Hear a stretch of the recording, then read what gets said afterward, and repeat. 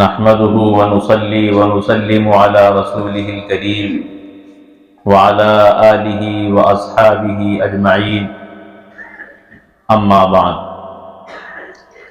فأعوذ بالله من الشيطان الرجيم بسم الله الرحمن الرحيم لقد رضي الله عن المؤمنين إذ يبايعونك تحت الشجرة فعلم ما في قلوبهم فأنزل السكينة عليهم وأثابهم فتحا قريبا وقال النبي صلى الله عليه وسلم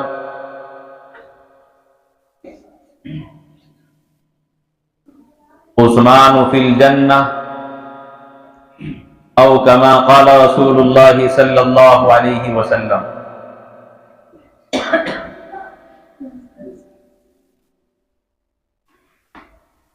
حضرات سامعین،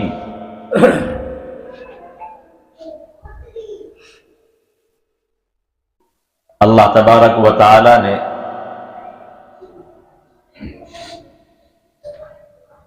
صحابہ کرام کو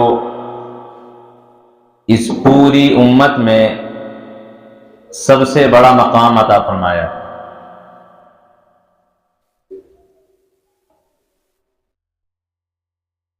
اور صحابہ کرام میں انبیاء کی طرح اللہ تعالی نے فرق مراتب رکھا ہے۔ چنانچہ اس امت میں جس طرح سب سے بڑا مقام صحابہ کا ہے، اسی طرح صحابہ میں سب سے بڑا مقام خلفائے راشدین کا ہے۔ اور خلفائے راشدین میں جو ترتیب خلافت ہے وہی ترتیب فضیلت بھی ہے۔ اس لیے حضرت عثمان ابن عفان رضی اللہ تعالی عنہ جس طرح خلفائے راشدین میں تیسرے خلیفہ ہیں، اسی طرح آپ فضیلت میں بھی تیسرے نمبر پر ہیں۔ اللہ تبارک و تعالی نے آپ کو بہت سی خصوصیات سے نوازا ہے۔ اللہ کے رسول علیہ الصلوۃ والسلام فرماتے ہیں کہ عثمان سے آسمان کے فرشتے بھی حیا کرتے ہیں۔ اور رسول کریم علیہ الصلوۃ والسلام نے اپنی 2 بیٹیاں آپ کے نکاح میں یکے بعد دیگرے دی ہیں۔ اس دنیا میں نبی کریم علیہ الصلوۃ والسلام نے جن صحابہ کو جنتی ہونے کی بشارت دی ان میں حضرت عثمان بھی داخل ہیں۔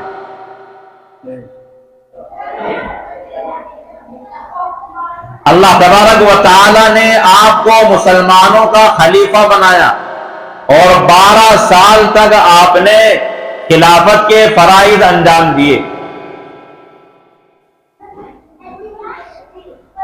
اور یہ 12 سالہ جو آپ کا دور خلافت ہے، اس دور خلافت میں آپ نے اسلام کی سرحدوں کو کتنا وسیع کیا، اس کا اندازہ آپ اگر جغرافیے سے لگانا چاہیں تو اس طرح لگائیں کہ جب حضرت عمر فاروق رضی اللہ تعالیٰ عنہ کی شہادت ہوئی تو اسلامی سلطنت کی جو سرحدیں تھی اس کا جغرافیہ رقبہ بنتا تھا 22 لاکھ مربع میل۔ اور پھر حضرت عثمان رضی اللہ تعالیٰ عنہ جب آپ کے بعد خلیفہ بنے تو آپ نے اسلامی سرحدوں کو اتنا وسیع کیا کہ آپ کے دور خلافت میں اسلامی سرحد اتنا وسیع ہو گئی جس کا رقبہ بنا 44 لاکھ مربع میل۔ تو جہاں حضرت عمر نے سرحدیں چھوڑی تھی اور جتنی وسعت اسلامی سرحدوں کو ملی تھی اس کا 2 گنا محض 12 سال کی قلیل مدت میں آپ نے پورا فرما دیا۔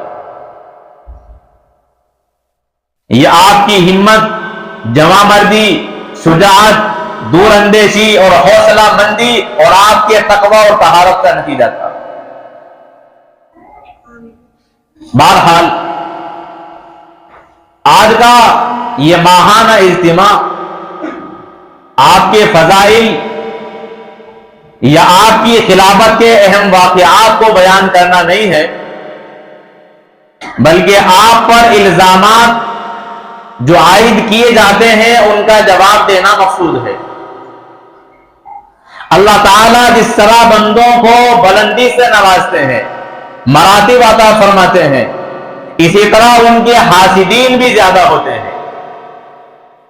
تو جس طرح اللہ تعالیٰ نے حضرت عثمان کو مقام بلند دیا، اسی طرح آپ کے حاسدین بھی زیادہ ہوئے اور آپ پر مختلف قسم کے الزامات عائد کیے، جن کا تصفیہ اور تدارک آج انشاءاللہ اس مجلس میں کیا جائے گا۔ حضرت عثمان ابن عفان رضی اللہ تعالیٰ عنہ اس دنیا کے مظلوم ترین انسان ہے۔ اس طریقے پر کہ آپ پر الزام لگانے والے جہاں وہ لوگ ہیں جو صحابہ کرام سے دشمنی رکھتے ہیں، وہی خود کو اہل سنت کہلانے والے حضرات بھی آپ کو طعن و تشنیع کا نشانہ بناتے ہیں۔ اس لیے آپ دوسروں کے مقابلے پر زیادہ مظلوم بن جاتے ہیں۔ اور جب سے سوشل میڈیا کا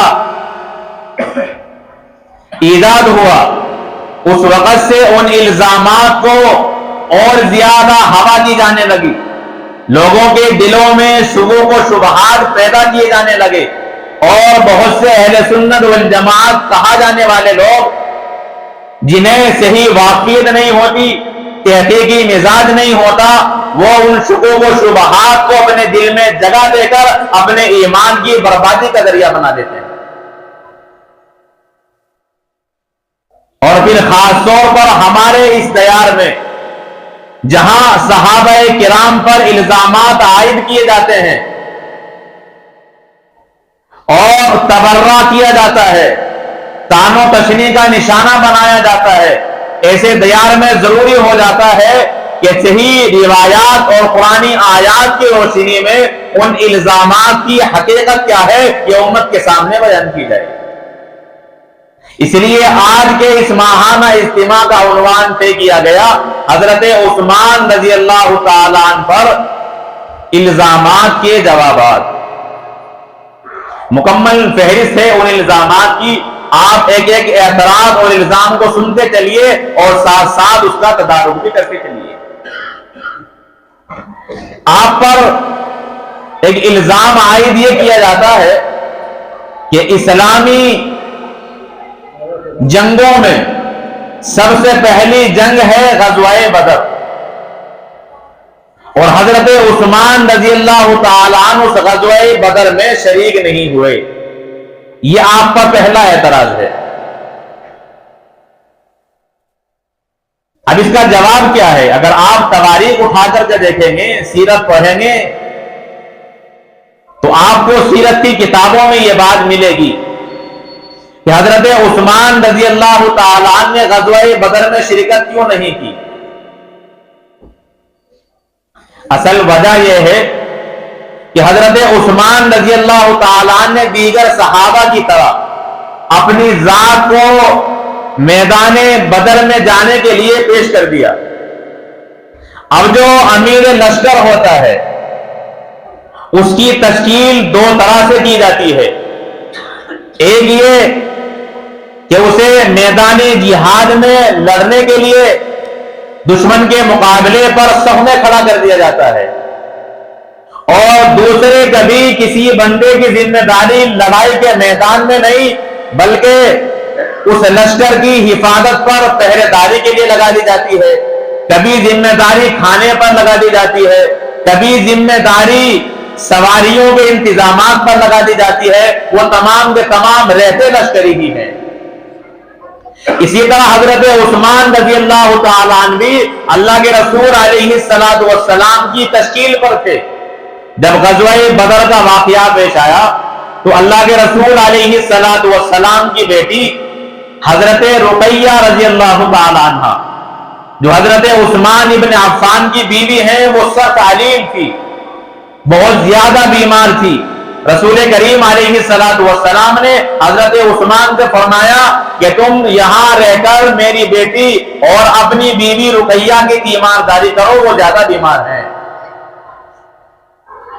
اور پھر اللہ کے رسول علیہ السلام نے یہ بھی فرمایا کہ جو اجر وہاں میدان میں جانے والوں کو ملے گا وہی اجر و ثواب تمہیں ان کی خدمت کرنے پر ملے گا، اور جو مال غنیمت وہاں میدان میں نکلنے والوں کو حاصل ہوگا اتنا ہی تمہیں بھی دیا جائے گا۔ چنانچہ آپ مدینے میں ٹھہر گئے۔ ادھر بدر میں جنگ لڑی جا رہی ہے، اللہ تبارک و تعالی مسلمانوں کو فتح عطا فرما رہے ہیں، ادھر رسول کریم علیہ السلام کی بیٹی کا اور حضرت عثمان کی بیوی کا وصال ہو چکا ہوتا ہے۔ جب بدر سے فتح کر کے لوٹتے ہیں تو اللہ کے نبی علیہ السلام دیکھتے ہیں کہ قبرستان میں میری بیٹی کو دفن کیا جا رہا ہے۔ اللہ کے رسول علیہ السلام وہاں دفن میں جا کر شریک ہوتے ہیں۔ اب وہ مال غنیمت جب تقسیم کیا گیا تو اللہ کے رسول علیہ السلام نے حضرت عثمان کو بھی اتنا ہی مال دیا جتنا وہاں جنگ کرنے والے اور تلوار اٹھانے والوں کو دیا گیا تھا۔ اب حضرت عثمان نے فرمایا یا رسول اللہ یہ مال تو مل گیا لیکن اصل بات ہے اجر و ثواب کی۔ تو اللہ کے رسول علیہ السلام نے فرمایا کہ تمہیں اجر و ثواب بھی اتنا ہی ملے گا جتنا دیگر شہدائے بدر کو ملے گا۔ تو اس طرح اللہ کے رسول علیہ السلام نے مال غنیمت میں اور اجر و ثواب میں حضرت عثمان کو برابر شریک رکھا۔ اور پھر آپ کے بعد خلفاء نے بھی جہاں بدری صحابہ کا تذکرہ ہوتا اور ان کے لیے جو وظائف متعین کیے جاتے وہی وظائف حضرت عثمان رضی اللہ تعالیٰ عنہ کو بھی حاصل ہوتے رہے۔ تو یہ ہے اصل وجہ۔ تو آپ اپنی مرضی سے مدینے میں نہیں رکے بلکہ اللہ کے رسول علیہ السلام نے خود چھوڑا ہے۔ اب کوئی بندہ اگر اعتراض کرتا ہے اس کے باوجود تو یہ اعتراض حضرت عثمان پر نہیں بلکہ رسول اللہ پر ہو جاتا ہے۔ اور ایک الزامی جواب بھی سنتے چلیے۔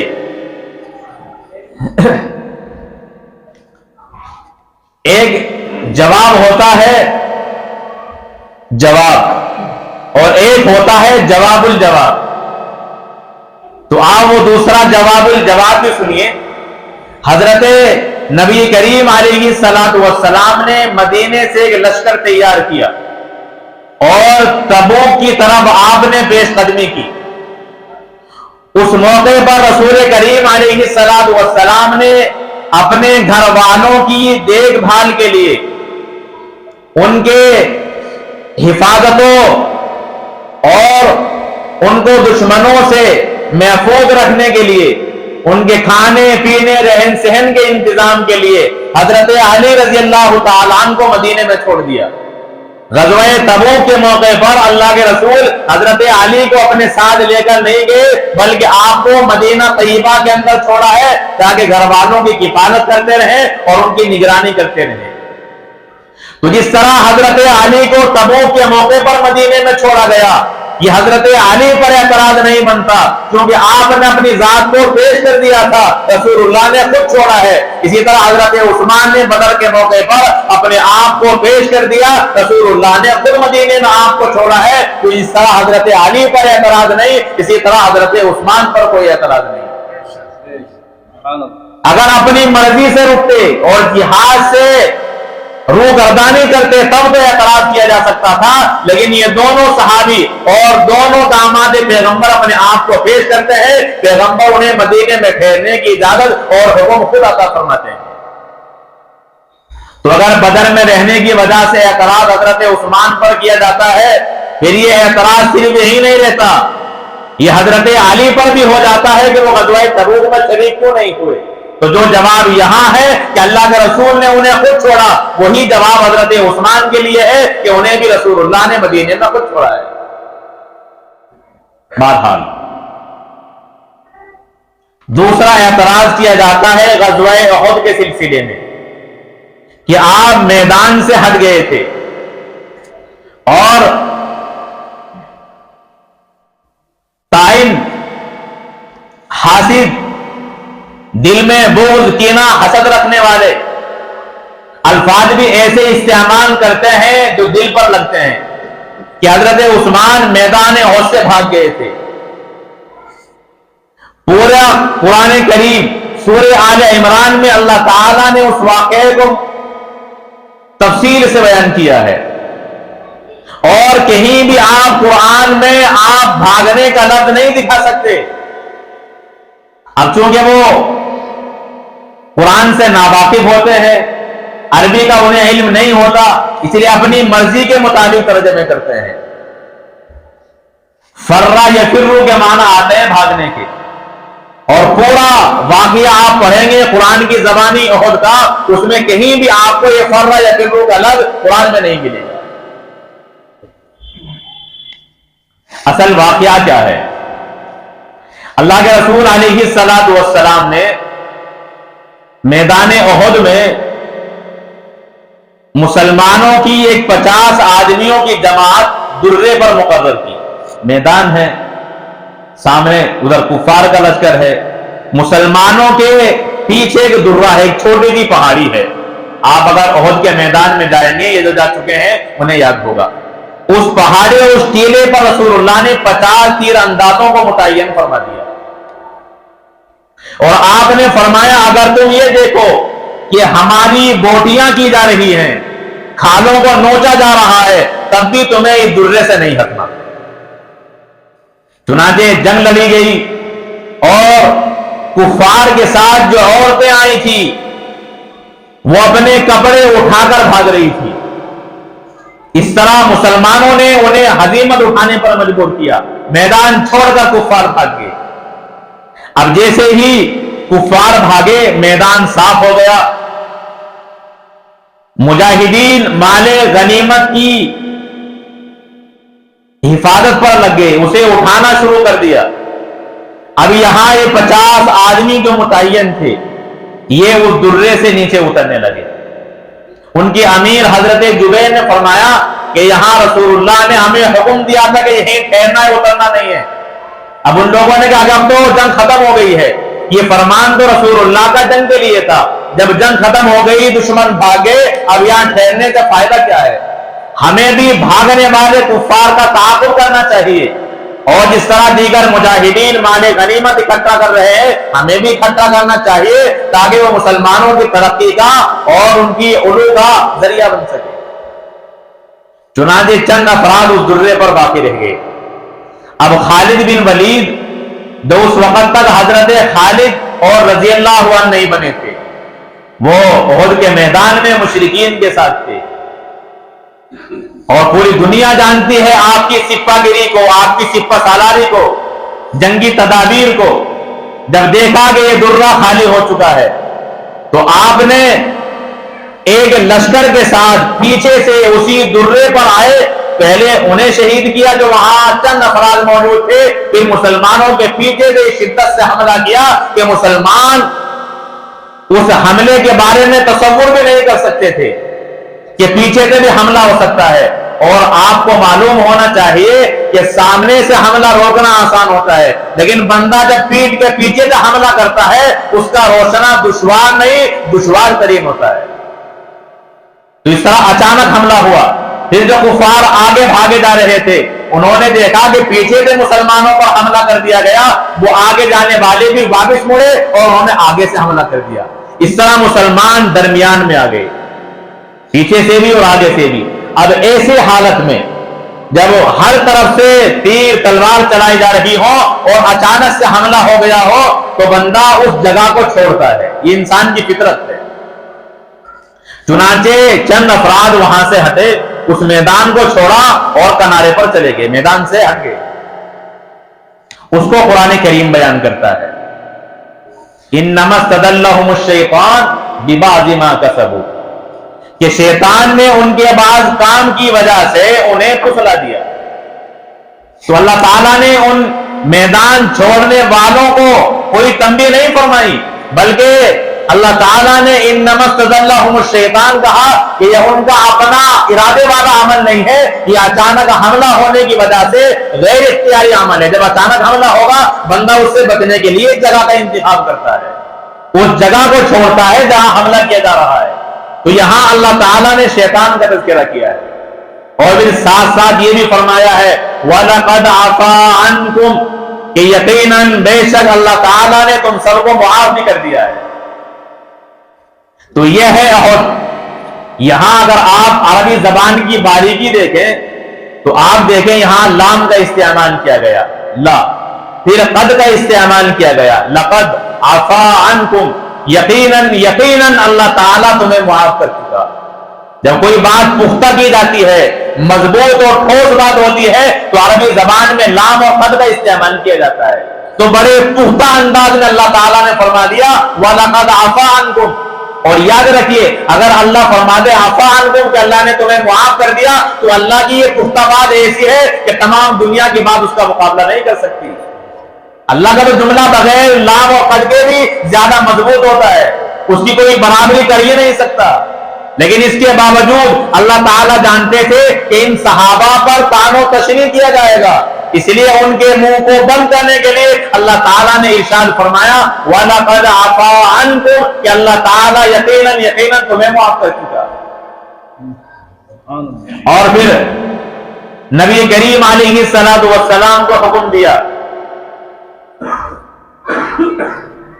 وَاعْفُ عَنْهُمْ کہ اے نبی آپ بھی ان کو معاف کیجئے، وَغْفِرْ لَهُمْ اور آپ بھی ان کے لیے مغفرت طلب کیجئے، وَشَاوِرْهُمْ فِي الْأَمْرِ اور معاملات میں آپ ان سے مشورہ بھی لیجئے۔ تو کتنی بڑی شان ہے کہ پیغمبر کو مشورے کی ضرورت نہیں ہے، ان کا تو ڈائریکٹ تعلق وحی کے ذریعے اللہ تعالیٰ سے ہوتا ہے، تو انہیں مشورے کی ضرورت کیا ہے؟ لیکن یہاں صحابہ کے مقام کو بلند کیا جا رہا ہے کہ جو احد میں موجود ہیں اور میدان سے ہٹ جاتے ہیں، آپ انہیں معاف بھی کریں، ان کے لیے مغفرت بھی طلب کریں اور ان سے معاملات میں مشورہ بھی طلب کرتے رہیں۔ جو ان کی شان پہلے تھی وہی شان آج بھی ہے، ایسا نہ سمجھے کہ میدان سے ہٹ گئے تو ان سے مشورہ لینا بند کر دیا جائے۔ تو اتنا اعتماد اللہ تعالیٰ نے قرآن کریم کے اندر ان کے متعلق بیان کیا۔ تو جب اللہ تبارک و تعالی قرآن کریم میں ان کی معافی کا اعلان کر رہے ہیں، اس کے باوجود اگر کوئی پھر اسی واقعے کو اٹھا کر اعتراض کرتا ہے تو اس کا مقابلہ ذات خداوندی کے ساتھ ہو جاتا ہے۔ اب معاملہ حضرت عثمان کا نہیں رہتا، اب اعتراض یہ ہوگا کہ اللہ تعالیٰ معاف کرنے والے اور راضی ہونے والے ہیں، لیکن یہ بندہ اب بھی ناراض ہے۔ اللہ تعالیٰ نے اس واقعے کی کمر توڑ کر رکھ دی ہے، لیکن یہ اس کے باوجود میں اسے صحابہ کرام سے بدزن کرنے کے لیے لوگوں میں مشہور کر رہے ہیں۔ تو مقابلہ ذات خداوندی کے ساتھ ہو جاتا ہے۔ بہرحال غزوہ احد کو لے کر کسی بھی صحابی پر اعتراض کیا ہی نہیں جا سکتا، اس لیے کہ ان کی معافی کا اعلان قرآن کریم میں کیا جا چکا ہے۔ تیسرا واقعہ اور تیسرا اعتراض بیعت رضوان کا ہے۔ حدیبیہ کے موقع پر درخت کے نیچے رسول اللہ نے جو بیعت لی ہے صحابہ سے، موت پر بیعت لی گئی، تو تمام صحابہ نے آپ کے ہاتھ پر وہاں بیعت کی۔ ان بیعت کرنے والوں میں حضرت عثمان شامل نہیں تھے، حدیبیہ کے مقام پر موجود نہیں تھے۔ یہ اعتراض کیا جاتا ہے کہ جہاں دیگر صحابہ بیعت کر رہے ہیں تو حضرت عثمان بھی وہاں ہونے چاہیے۔ اب اس کا جواب بھی آپ سنتے چلیے۔ حدیبیہ کے موقع پر رسول اللہ نے جو بیعت لی ہے صحابہ سے موت پر، تو یہ بیعت حضرت عثمان ہی کے لیے لی جا رہی تھی۔ اللہ کے رسول علیہ السلام نے حضرت عثمان کو اپنا سفیر بنا کر مکہ المکرمہ کے اندر بھیج دیا کہ مکے والوں سے بات کریں، وہ ہمیں عمرے کی اجازت دیں، ہم عمرہ کریں گے اور واپس مدینہ چلے جائیں گے۔ ہم یہاں لڑائی کے لیے نہیں بلکہ اللہ کے گھر کی زیارت کے لیے، طواف کے لیے، عمرے کے لیے آئے ہیں۔ تو حدیبیہ کے مقام سے حضرت عثمان کو مکہ بھیج دیا گیا، اور قاصد کو کیا کہا جاتا ہے؟ رسول۔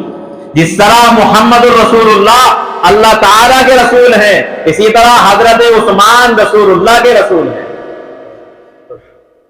محمد مصطفیٰ رسول اللہ ہیں اور حضرت عثمان رسول اللہ ہیں، اسی لیے کہ آپ رسول اللہ کے قاصد ہیں۔ جب آپ مکہ المکرمہ میں پہنچے تو جھوٹی افواہ پھیلا دی گئی کہ حضرت عثمان کو مکے والوں نے شہید کر دیا۔ 3 دن آپ مکہ المکرمہ میں رہے۔ جب یہ خبر رسول اللہ کو پہنچی کہ میرے قاصد حضرت عثمان کو شہید کر دیا ہے، تو اس وقت آپ نے صحابہ سے بیعت لی کہ جب تک ہم خون عثمان کا بدلہ نہیں لیں گے اپنی جان دے دیں گے، یہاں میدان سے نہیں جائیں گے۔ تو یہ بیعت حضرت عثمان کے لیے لی جا رہی تھی، اور پھر اللہ کے رسول علیہ الصلوۃ والسلام کے ہاتھوں پر جہاں بیعت کی جا رہی تھی، آپ نے اپنا سیدھا ہاتھ بلند کیا اور فرمایا کہ یہ عثمان کا ہاتھ ہے، اور پھر اس ہاتھ کو اپنے دوسرے ہاتھ پر رکھا کہ عثمان کی طرف سے میں بیعت کرتا ہوں۔ اب یہاں آپ غور کیجئے، اگر حضرت عثمان خود اپنا ہاتھ رکھ کر بیعت کر دے تب بھی آپ کو فضیلت حاصل نہ ہوتی جو آپ کو غیر موجود ہونے کی وجہ سے اب حاصل ہوئی کہ رسول اللہ نے اپنے ہاتھ کو حضرت عثمان کا ہاتھ قرار دے دیا۔ اس سے زیادہ اور کیا فضیلت ہو سکتی ہے؟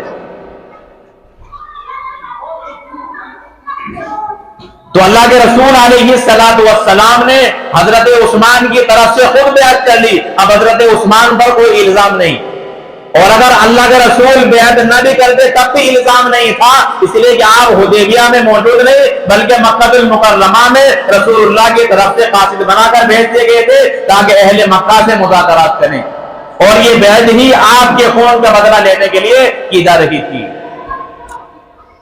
تو آپ بتائیں، جس بندے کو مکہ بھیج دیا ہو رسول اللہ نے، جب وہ وہاں موجود ہی نہیں ہے اب وہ بیعت کس طرح کرے گا؟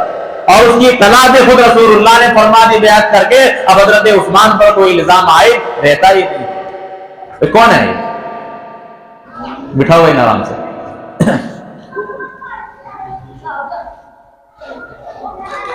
خلاصہ کلام یہ تینوں اعتراض کیے جاتے ہیں، ان کا اعتراض حضرت عبداللہ ابن عمر نے خود دیا ہے۔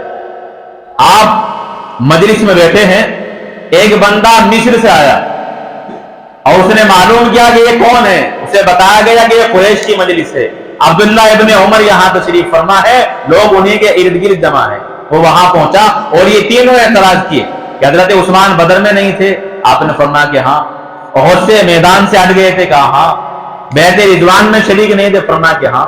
اب وہ جانے لگا خوش ہو کر، آپ نے فرمایا کہ یہاں، اور پھر اسے بٹھایا، آپ نے فرمایا کہ آپ بدر میں نہیں تھے، رسول اللہ نے خود آپ کو مدینے میں چھوڑا تھا، اور اللہ کے رسول علیہ الصلوۃ والسلام نے آپ کو اجر میں بھی اور مال غنیمت میں بھی شریک رکھا۔ رسول اللہ نے جسے بدری قرار دے دیا ہو اب اس پر کوئی الزام نہیں رہتا۔ اور پھر احد میں آپ اگر میدان سے ہٹے ہیں تو اللہ کے رسول علیہ الصلوۃ والسلام پر جو قرآن اللہ نے نازل کیا اس قرآن میں آپ کی معافی کا اعلان لقد عفا عنکم کے ذریعے کر دیا گیا۔ اور رہا بیعت رضوان کا مسئلہ تو وہ بیعت آپ ہی کے لیے لی جا رہی تھی، آپ رسول اللہ کی طرف سے مذاکرات کے لیے مکے میں موجود تھے۔ پھر آپ نے فرمایا کہ ابھی ان سوالوں کے اور ان اعتراضات کے جواب ساتھ لے کر کے جاؤ، خوش فہمی میں مت رہنا۔ تو حضرت عثمان رضی اللہ تعالیٰ عنہ کی طرف سے جواب کون دے رہا ہے؟ حضرت عبداللہ ابن عمر صحابی رسول۔ اسی طرح آپ پر ایک اعتراض یہ کیا جاتا ہے کہ آپ نے حضرت عبداللہ ابن مسعود جو جلیل القدر صحابی ہیں اور علم میں اعلیٰ مقام ہے آپ کا، کوفے میں علم کی اشاعت کے لیے حضرت عمر نے حضرت عبداللہ ابن مسعود ہی کا انتخاب کیا۔ وہ کہتے ہیں کہ حضرت عبداللہ ابن مسعود کو زدوکوب کیا گیا، آپ کی پسلی حضرت عثمان نے توڑ دی اور ان کا وظیفہ بند کر دیا۔ یہ سری جھوٹ اعتراض آپ پر کیا جاتا ہے، ایسا کوئی واقعہ پیش ہی نہیں آیا، محض سوشل میڈیا پر یہ اعتراضات بھر کر کے پھیلائے جاتے ہیں اور ایسی روایات کا سہارا لیا جاتا ہے کہ جن روایات کی سند بھی نہیں ہے اور ان کو نقل کرنے والے مصنف کو یہ حوالہ بھی پیش نہیں کرتے۔ جو واقعی اور قلبی جیسے جھوٹے اور کذاب راویوں کی نقل کردہ اور من گھڑت روایتیں ہوتی ہیں۔ عبداللہ ابن مسعود اور حضرت عثمان کے بہترین تعلقات تھے، اس طرح کا کوئی واقعہ پیش نہیں آیا۔ جب حضرت عثمان رضی اللہ تعالیٰ عنہ خلیفہ بنے تو حضرت عبداللہ ابن مسعود کوفے کے اندر تھے۔ آپ نے لوگوں کو خطاب کیا کہ ہم نے حضرت عثمان کے ہاتھ پر بیعت کر لی ہے، لہذا تم بھی حضرت عثمان کے ہاتھ پر بیعت کرو، انہیں اپنا خلیفہ تسلیم کرو۔ اور پھر حضرت عبداللہ ابن مسعود جب کوفے میں آپ نے دیکھا کہ لوگ دین سے تھوڑا دور ہٹنے لگے تو آپ نے حضرت عثمان رضی اللہ تعالیٰ عنہ کو لکھا کہ میں مدینہ آنا چاہتا ہوں، تو آپ نے اجازت دیا، آپ کوفے سے مدینہ آئے۔ مدینے میں آنے کے بعد جب آپ بیمار ہوئے تو حضرت عبداللہ ابن مسعود رضی اللہ تعالیٰ عنہ سے حضرت عثمان نے ملاقات کی، ان کی اجازت دی، اور دونوں نے ایک دوسرے کے لیے استغفار کیا۔ اور جب حضرت عبداللہ ابن مسعود کی وفات ہو گئی تو آپ کی نماز جنازہ حضرت عثمان نے خود پڑھائی ہے۔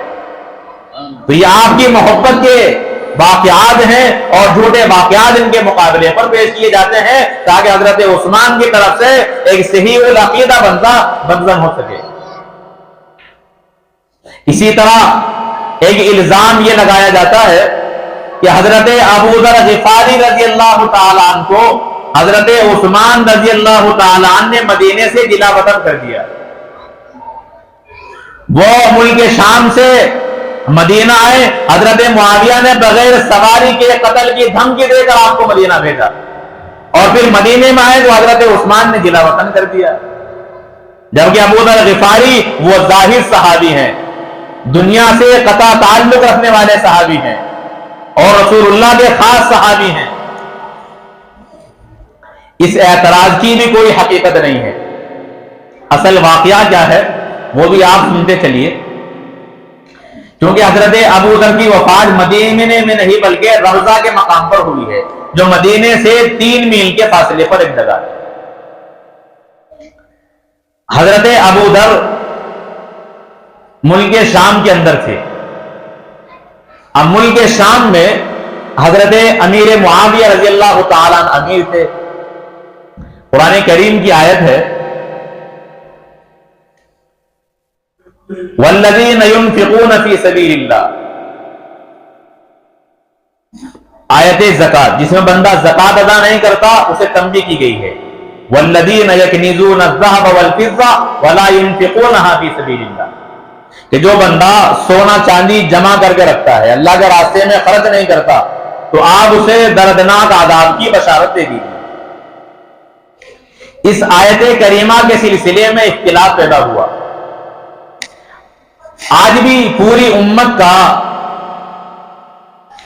اتفاقی مسئلہ یہ ہے کہ اس آیت میں اگر کوئی بندہ سونا چاندی مال جمع کرے اور اس کے واجب حقوق ادا نہ کرے، زکات وغیرہ نہیں دیتا، اب یہ مال جو اس نے جمع کیا ہے یہ اس کے لیے وعید کا سامان ہے، یہ عذاب اور اللہ تعالیٰ کی پکڑ کا ذریعہ بننے والا ہے۔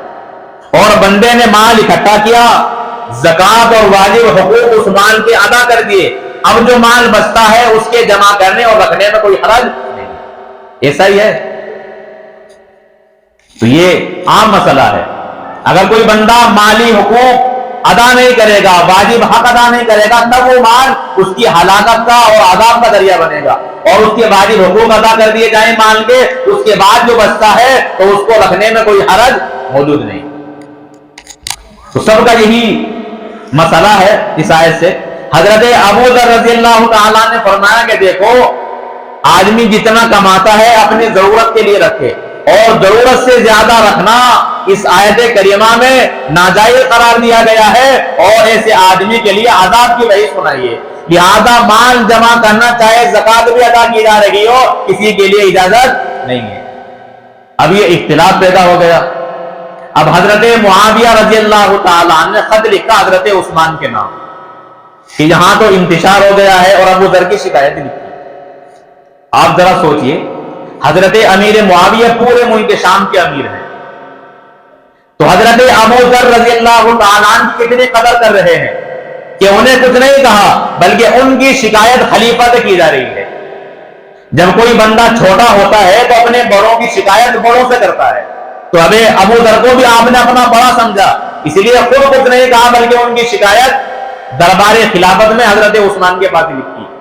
اب حضرت عثمان رضی اللہ تعالیٰ عنہ نے حضرت معاویہ کو پیغام بھیجا اور حضرت ابو ذر کو بھی بھیجا۔ حضرت معاویہ کو کہا کہ انہیں مدینہ بھیج دیں، اور حضرت ابو ذر کو بھی لکھا کہ آپ ملک شام سے مدینے آ جائیں۔ چنانچہ آپ کو مدینہ بھیج دیا گیا، اور یہ بھی الزام ہے کوئی سواری نہیں، مکمل انتظام کے ساتھ آپ مدینہ آئے۔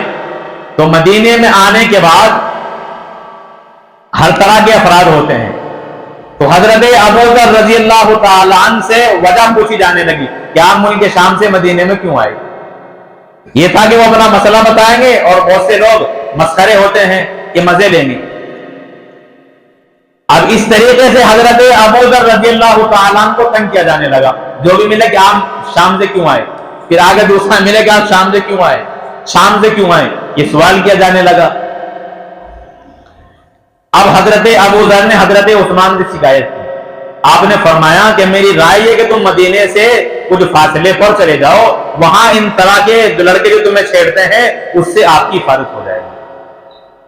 چنانچہ حضرت ابو ذر رضی اللہ تعالیٰ عنہ نے اجازت لی کہ آپ مجھے اجازت دیں، میں رضا کے مقام پر چلا جاتا ہوں۔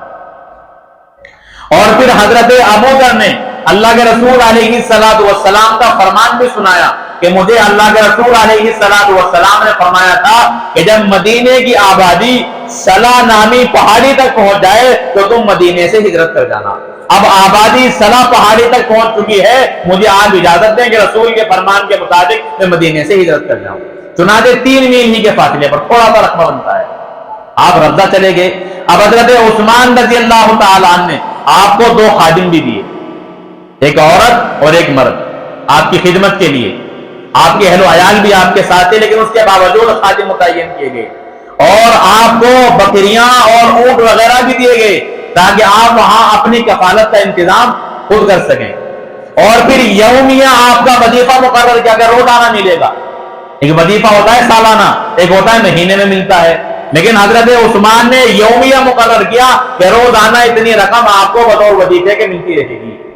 تو اس طریقے سے آپ حضرت عثمان سے اجازت لے کر اپنی خوشی سے رضا کے مقام پر چلے گئے، اور پھر رضا ہی کے مقام پر آپ کی وفات ہوئی، وہیں آپ کو دفن کیا گیا۔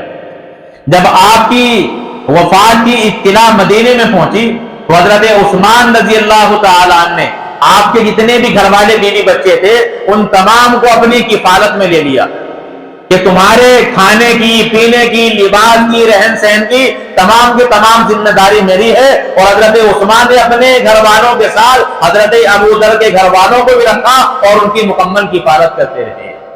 تو یہ ہے اصل صورتحال۔ تو اب آپ دیکھیں یہاں کسی پر بھی کوئی الزام عائد نہیں رہتا۔ حضرت ابو ذر مدینے سے اپنی مرضی سے خود اجازت لے کر کے گئے ہیں، اور پھر حضرت عثمان رضی اللہ تعالیٰ عنہ نے ان کے ساتھ بہترین تعلقات بھی رکھے ہیں۔ اور پھر ایسا نہیں ہے کہ وہ مدینے میں آنا بند ہو گئے تھے، مدینے میں آنا جانا ان کا برابر رہا۔ حضرت عبد الرحمن ابن عوف کی جب وفات ہوئی تو آپ رضا سے مدینہ آئے اور جنازے میں آپ شریک ہوئے۔ تو یہ جلا وطنی کا اعتراض بھی اس طرح رد ہو جاتا ہے، کیونکہ آپ نے مدینے سے نہیں نکالا بلکہ وہ خود نکل کر کے گئے ہیں، اور خود رسول اللہ کا فرمان ان کے متعلق خود انہی کی حدیث میں موجود بھی ہے۔ اسی طرح حضرت عثمان رضی اللہ تعالیٰ عنہ کے متعلق حضرت عمار کے بارے میں بھی یہی کہا گیا کہ حضرت عمار رضی اللہ تعالیٰ عنہ کو بھی ضدوقوب کیا گیا، حالانکہ حضرت عثمان رضی اللہ تعالیٰ عنہ کی طرف سے اس طرح کا کوئی واقعہ پیش ہی نہیں آیا۔ اصل صورتحال کیا ہے؟ حضرت سعد بن ابی وقاص اور حضرت عمار حضرت عثمان کے پاس آئے، مسجد کے اندر بیٹھ گئے، اور حضرت عثمان کو اپنے پاس بلانے کے لیے کسی بندے کو بھیجا۔ اب ایک بندہ جو خلیفۃ المسلمین ہے، پوری حکومت کی ذمہ داری ہے، وہ اس وقت کسی اہم کام میں مصروف تھے۔ آپ نے فرمایا کہ ابھی وقت نہیں ہے، میں کسی کام میں مصروف ہوں، بعد میں ملاقات کے لیے آ جانا۔ چنانچہ سعد بن ابی وقاص چلے گئے، حضرت عمار وہیں بیٹھے رہے۔ آپ نے دوسری مرتبہ تیسری مرتبہ لائن لگا دی، بار بار قاصد بھیجنے کے باہر آئیں باہر آئیں۔ اب جو دربار تھے، خادم تھے حضرت عثمان رضی اللہ تعالیٰ عنہ کے، انہوں نے حضرت عمار کو پکڑا اور انہیں باہر نکال دیا کہ جب وقت ہوگا جب ملاقات کرنا۔ اب یہ اعتراض حضرت عثمان پر کیا گیا، جب آپ کو معلوم ہوا تو آپ باہر نکلے اور فرمایا کہ میں نے اپنے خادم سے ایسا نہیں کہا تھا اور میرا یہ ہاتھ حاضر ہے، حضرت عمار مجھ سے قصاص اور بدلہ لے سکتے ہیں۔ تو حضرت عمار رضی اللہ تعالیٰ نے حضرت عثمان کے ہاتھ کو بوسہ دیا اور فرمایا کہ میری طرف سے معاف ہے، وہ آپ کے خادم نے ایسا کیا ہے، آپ کی طرف سے کوئی اس طرح کا حکم نہیں دیا گیا، یہ آپ پر الزام عائد ہی نہیں ہوتا۔ اور پھر حضرت عمار آپ کے ہاتھ کو چوم رہے ہیں تو مدعی سست اور گواہ چست والا معاملہ ہو جاتا ہے۔ جبکہ حضرت عمار رضی اللہ تعالیٰ عنہ حضرت عثمان سے بہترین تعلق رکھنے والے ہیں۔ جب آپ کے گھر کا محاصرہ کیا گیا تو ان باغیوں کے پاس حضرت عمار پہنچے اور انہیں سمجھایا کہ عثمان وہ ہیں جنہوں نے بیر روما خرید کر مسلمانوں کے لیے وقف کر دیا تھا، آپ تم اسی کنویں کا پانی عثمان کے لیے وقف کرتے ہو۔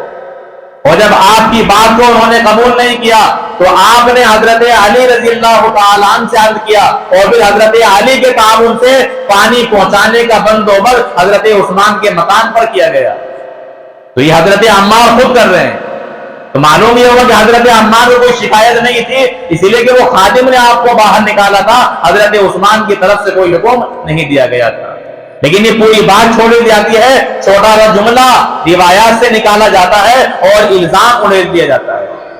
بہرحال یہ جھوٹی من گھڑت روایتیں ہیں، یہ لوگ اپنے گھر کا گند ہمارے دروازے پر ڈالنا چاہتے ہیں، لیکن ہم تحقیق کرتے ہیں روایات کی اصل واقعہ اور ماخذ کیا ہے۔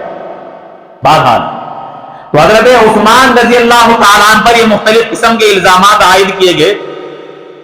ان میں ایک اعتراض یہ بھی ہے کہ آپ جب حج کے لیے مکہ مکرمہ پہنچے تو مینا میں آپ نے 4 رکعت نماز پڑھائی، جبکہ اللہ کے رسول نے بھی 2 پڑھائی، حضرت ابو بکر نے بھی 2 پڑھائی، وہاں 2 رکعت پڑھائی گئی، لیکن حضرت عثمان نے وہاں 4 رکعت نماز پڑھائی۔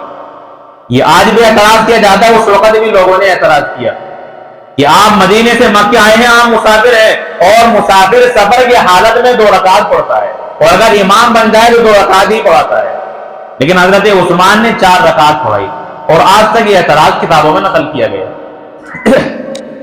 اس کا جواب حضرت عثمان رضی اللہ تعالیٰ عنہ نے خود دیا جب آپ سے سوال کیا گیا۔ آپ نے فرمایا کہ میں نے مکے میں شادی کی ہے اور میں نے مکے میں اقامت کی نیت کر لی ہے۔ جب بندہ کسی دوسرے شہر میں جا کر ٹھہرنے کی نیت کر لے کہ میں 15 یا اس سے زیادہ دن ٹھہروں گا تو وہ مقیم بن جاتا ہے، اب وہ 2 رکعت نہیں بلکہ 4 رکعت ہی پڑھے گا۔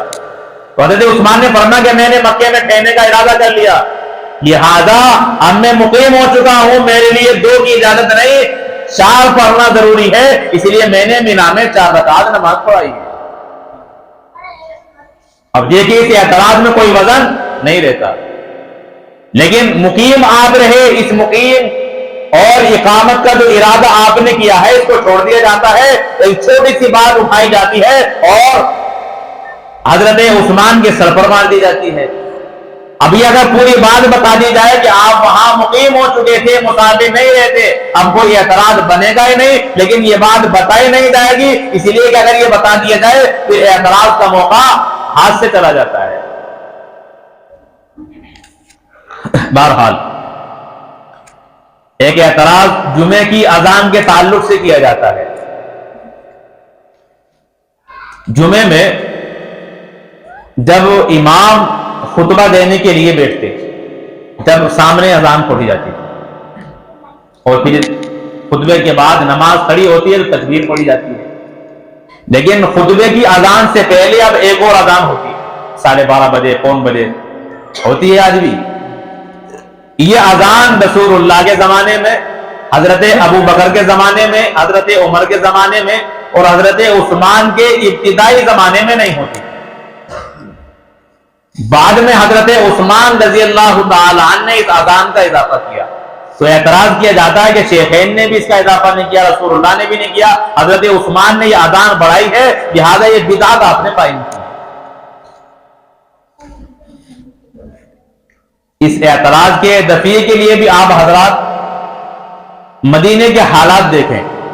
مدینہ ایک چھوٹی سی بستی تھا، جو خطبے کی اذان ہوتی تھی وہی کافی ہو جاتی تھی، چھوٹی سی آبادی تھی۔ جب حضرت عثمان رضی اللہ تعالیٰ عنہ کا زمانہ خلافت آیا تو مدینے کی آبادی زیادہ پھیل گئی۔ اب یہ خطبے میں کی اذان جو مسجد میں دی جاتی تھی، باہر کے جو دور میں رہنے والے افراد تھے، اسی طرح مدینے کے آس پاس میں جو موجود تھے، وہاں تک اذان کی آواز نہیں پہنچتی تھی۔ اور اذان ذریعہ ہے نمازیوں کو بلانے کا۔ اب اذان کی جب آواز پہنچے گی نہیں، وہ نمازی کس طرح آئیں گے جمعے کے لیے؟ اس لیے حضرت عثمان رضی اللہ تعالیٰ عنہ نے اوپر مینارے پر اس اذان کا اضافہ کیا کہ اذان دی جائے جمعے سے کچھ پہلے، تاکہ اس اذان کو سن کر لوگ مسجد میں آ جائیں، اور جب مسجد میں آ جائیں پھر خطبے کے بعد جو اذان ہوتی ہے وہ دی جائے اور پھر تکبیر کی جائے خطبے کے بعد۔ اور اللہ کے رسول علیہ الصلوۃ والسلام فرماتے ہیں علیکم بسنتی وسنت الخلفاء الراشدین المہدیین عضوا علیہا بالنواجذ، کہ تم پر میری سنت اور خلفاء راشدین کی سنت کو لازم پکڑنا ضروری ہے، تم انہیں مضبوط داڑھوں سے تھام لو، یہ رسول اللہ کا فرمان ہے۔ تو اللہ کے رسول نے امت کو جس طرح اپنی سنت پر چلنے کا حکم دیا، اسی طرح خلفاء راشدین کی سنت پر چلنے کا حکم دیا۔ سنتی سنت الخلفاء راشدین، معلوم یہ ہوا کہ رسول اللہ کا طریقہ بھی سنت ہے اور خلفاء راشدین کا طریقہ بھی سنت ہے، جیسا کہ رسول اللہ نے ان کے طریقے کو اس حدیث میں خود سنت قرار دیا۔ لہذا یہ اذان بھی سنت ہوگی، بدعت نہیں ہوگی۔ اور پھر اللہ کے رسول علیہ الصلوۃ والسلام فرماتے ہیں لا تجتمع امتی علی الضلالہ، کہ میری امت گمراہی پر جمع نہیں ہوتی۔ جب حضرت عثمان نے اس اذان کا اضافہ کیا، تمام صحابہ نے اسے قبول کیا، اس میں حضرت علی بھی شامل ہے، حضرت حسن و حسین بھی شامل ہے اور دیگر ہاشمی حضرات بھی۔ تو یہ اتفاق اور اجماع اس بات کی دلیل ہے کہ یہ بدعت گمراہی نہیں بلکہ اہل ہدایت ہے۔ اس لیے کہ اگر یہ گمراہی ہوتی پھر امت اس پر جمع نہیں ہو سکتی تھی فرمان رسول کے مطابق۔ اور پھر حضرت عثمان کی جب شہادت ہوئی اور سن 35 ہجری میں حضرت علی خلیفہ بنے، 40 ہجری تک آپ خلیفہ رہے، تو حضرت علی رضی اللہ تعالیٰ نے اس اذان کو بند نہیں کرایا، جاری رہی۔ آپ کے بعد حضرت حسن 6 مہینے تک خلیفہ رہے، آپ نے اس اذان کو بند نہیں کیا، آپ کے زمانے خلافت میں بھی اذان دی جاتی رہی۔ تو اگر اعتراض وہاں ہوتا ہے تو ان دونوں حضرات پر بھی اعتراض ہوگا کہ اپنے زمانہ خلافت میں حضرت علی حضرت عثمان نے اس اذان کو بند کیوں نہیں کرایا۔ تو حضرت حسن حضرت علی ان دونوں نے اس اذان کو اور آج تک امت نے باقی اور جاری رکھا ہے۔ تو لوگوں کو دور سے بلانے کے لیے اس اذان کا اہتمام کیا گیا، اسی لیے کہ اذان یہ ذریعہ ہے نماز کا، اور جو چیز ذرائع کے درجے میں ہو اس میں خلیفہ مسلمین کو اجتہاد کا اختیار ہوتا ہے، اور جب خلیفہ اجتہاد کرے اور صحابہ کا اس پر اجماع ہو جائے پھر وہ سنت بن جاتی ہے، وہ بدعت نہیں رہتی۔ لہذا یہ اذان بھی سنت ہے، بدعت اور گمراہی نہیں۔ بہرحال اللہ کے رسول علیہ الصلوۃ والسلام کے یہ خاص صحابی حضرت عثمان مدینۃ المنورہ میں ایک چراگاہ کو خاص کر لیتے ہیں۔ مدینے کی چراگاہ کی سواری اور اونٹ وغیرہ کے چڑھنے کے لیے اب اعتراض بھی کیا گیا اس وقت بھی اور آج تک کیا جاتا ہے کہ آپ نے مسلمانوں کی چراگاہ کو اپنے لیے خاص کر دیا۔ چراگاہ ہے، ہر آدمی کو اجازت ہونی چاہیے اس میں اپنے جانوروں کو چرانے کی، لیکن حضرت عثمان نے حد متعین کر دی کہ یہاں کوئی اونٹ یا اپنے جانور نہیں چرا سکتا، تو یہ آپ کے لیے جائز نہیں تھا۔ تو اس اعتراض کی حقیقت بھی سنتے چلیے۔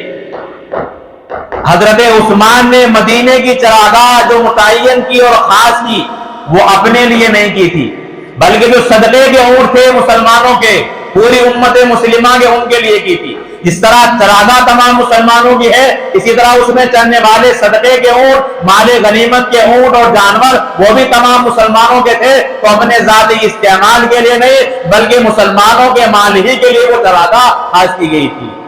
اور حضرت عمر بھی اس سے پہلے چراگاہ کو خاص کر چکے تھے. لیکن جب اونٹوں میں جانوروں میں اضافہ ہوا تو چراگاہ کو حضرت عثمان نے اور زیادہ وسیع کر دیا، اس لیے کہ وہ کم پڑنے لگی تھی. اس لیے حضرت عثمان پر کوئی الزام نہیں ہوتا. اور اس کا جواب حضرت علی رضی اللہ تعالیٰ نے خود دیا ہے جب لوگوں نے اعتراض کیا کہ حضرت عثمان پر کوئی الزام عائد ہوتا ہی نہیں، اس لیے کہ انہوں نے اپنے مال یا اپنے جانوروں کے لیے اس چراگاہ کو خاص نہیں کیا بلکہ مسلمانوں کے جو صدقے کے مال ہیں ان کے لیے اس چراگاہ کو خاص کیا گیا ہے. تو چراگاہ بھی مسلمانوں کی اور صدقات کے اونٹ بھی مسلمانوں ہی کے ہیں. تو اگر آپ اپنے ذاتی استعمال کے لیے اسے خاص کرتے تب اعتراض بن سکتا تھا، جبکہ اس سے پہلے حضرت عمر بھی اسے خاص کر چکے تھے. اور حضرت علی رضی اللہ تعالیٰ عنہ اس معاملے میں حضرت عثمان کی تائید کرنے والے ہیں اور معترضین کو خود جواب دے رہے ہیں. تو حضرت علی کے جواب کے بعد تو کسی کی زبان پر یہ اشکال آنا بھی نہیں چاہیے. اسی طرح آپ پر ایک الزام عائد کیا جاتا ہے کہ آپ نے حضرت عمر کے بیٹے عبید اللہ سے قصاص نہیں لیا. حضرت عبید اللہ جب حضرت عمر رضی اللہ تعالیٰ عنہ پر حملہ کیا گیا اور حملہ کرنے والا ابو لؤلؤ فیروز مجوسی، اسے تو موقع ہی پر جب اس نے دیکھا کہ اب میں پکڑا جانے والا ہوں تو اپنے سینے پر خنجر مارا اور اللہ تعالیٰ نے اس کا وہی کام تمام کر دیا. اس قتل میں اس کے دوسرے افراد بھی شریک تھے. ہرمزان یہ ایک باہر کا بندہ تھا ایران کا، یہ بھی اس میں شریک تھا. تو عبید اللہ ابن عمر نے ہرمزان کو بھی قتل کر دیا اپنے باپ کی وجہ سے. اب معاملہ اٹھا کہ عبید اللہ ابن عمر سے بدلہ لینا چاہیے. حضرت عثمان جب خلیفہ بنے تو یہ معاملہ آپ کے سامنے پیش کیا گیا. اب کچھ لوگوں کی رائے یہ تھی کہ بدلہ لینا چاہیے، قصاص میں عبید اللہ ابن عمر کو قتل کرنا چاہیے. کچھ لوگوں نے کہا کل تو ان کے باپ کو قتل کر دیا گیا، شہید کر دیے گئے، آج بیٹے کو قتل کر دیا جائے تو ایسا نہیں ہونا چاہیے. تو یہ آپس میں مشورے میں اختلاف ہوا. حضرت عثمان رضی اللہ تعالیٰ عنہ نے فرمایا کہ اللہ تعالیٰ نے ذمہ داری مجھ پر ڈالی ہے اور اس کا معاملہ جو بھی ہوگا میں خود اپنے طور سے اسے حل کروں گا. چنانچہ اس فساد کو ختم کرنے کے لیے حضرت عثمان رضی اللہ تعالیٰ عنہ ہرمزان کے وارثوں کے پاس پہنچے اور آپ نے اپنے پاس سے انہیں دیت دے کر راضی کر لیا. چنانچہ جب بندہ جو وارثین ہوتے ہیں وہ اگر بدلہ لینا چاہیں تو بدلے میں قصاص میں اس قاتل کو قتل کیا جائے گا، اور اگر وارثین مرنے والے کے اولیاء اگر بدلہ نہ لینا چاہیں کچھ مال حاصل کر لیں جسے دیت کہا جاتا ہے، دیت لے کر مال حاصل کر کے راضی ہو جائیں تو پھر قصاص ساقط ہو جاتا ہے. چنانچہ حضرت عثمان نے بہترین تدبیر کی کہ وہاں گھر والوں کو مان کر انہوں نے دیت وصول کی تو اس طریقے سے عبید اللہ ابن عمر سے قصاص ساقط ہو گیا. جب وہ دیت پر راضی ہو گئے اور وارثین خود قصاص میں آپ کو قتل کرانا نہیں چاہتے تو دوسروں کے لیے کیا مجبوری ہے کہ وہ آپ کو قتل نہیں کرانا چاہیں. اس لیے وارثوں کی طرف سے مال لے کر راضی ہونے کا ثبوت موجود ہے. اور پھر حضرت عثمان نے مال غنیمت میں سے نہیں دیا بلکہ اپنے پاس سے بڑی کثیر تعداد میں مال دے کر ان تمام لوگوں کو راضی کیا ہے. تو اس طریقے سے جو اختلاف ہونے والا تھا حضرت عثمان نے بہترین تدبیر اور اپنے خاص مال سے اس فساد کو رفع اور زائل فرما دیا. اب دیکھیے حضرت عثمان پر کوئی الزام رہتا ہے نہیں. جب وارثین مال لے کر راضی ہو گئے تو اب بدلے میں کسی کو قصاص میں قتل کیا ہی نہیں جائے گا، قصاص خود بخود ساقط ہو جائے گا. اسی لیے حضرت عثمان پر کوئی الزام نہیں رہتا، اسی لیے کہ وارثین اور مدان کے وہ راضی ہو چکے تھے. بہرحال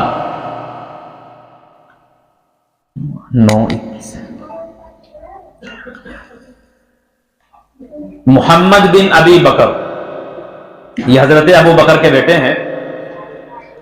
یہ بھی آپ پر الزام لگایا گیا کہ حضرت عثمان نے ابو بکر کے قتل کا خط والی مصر کے نام لکھا.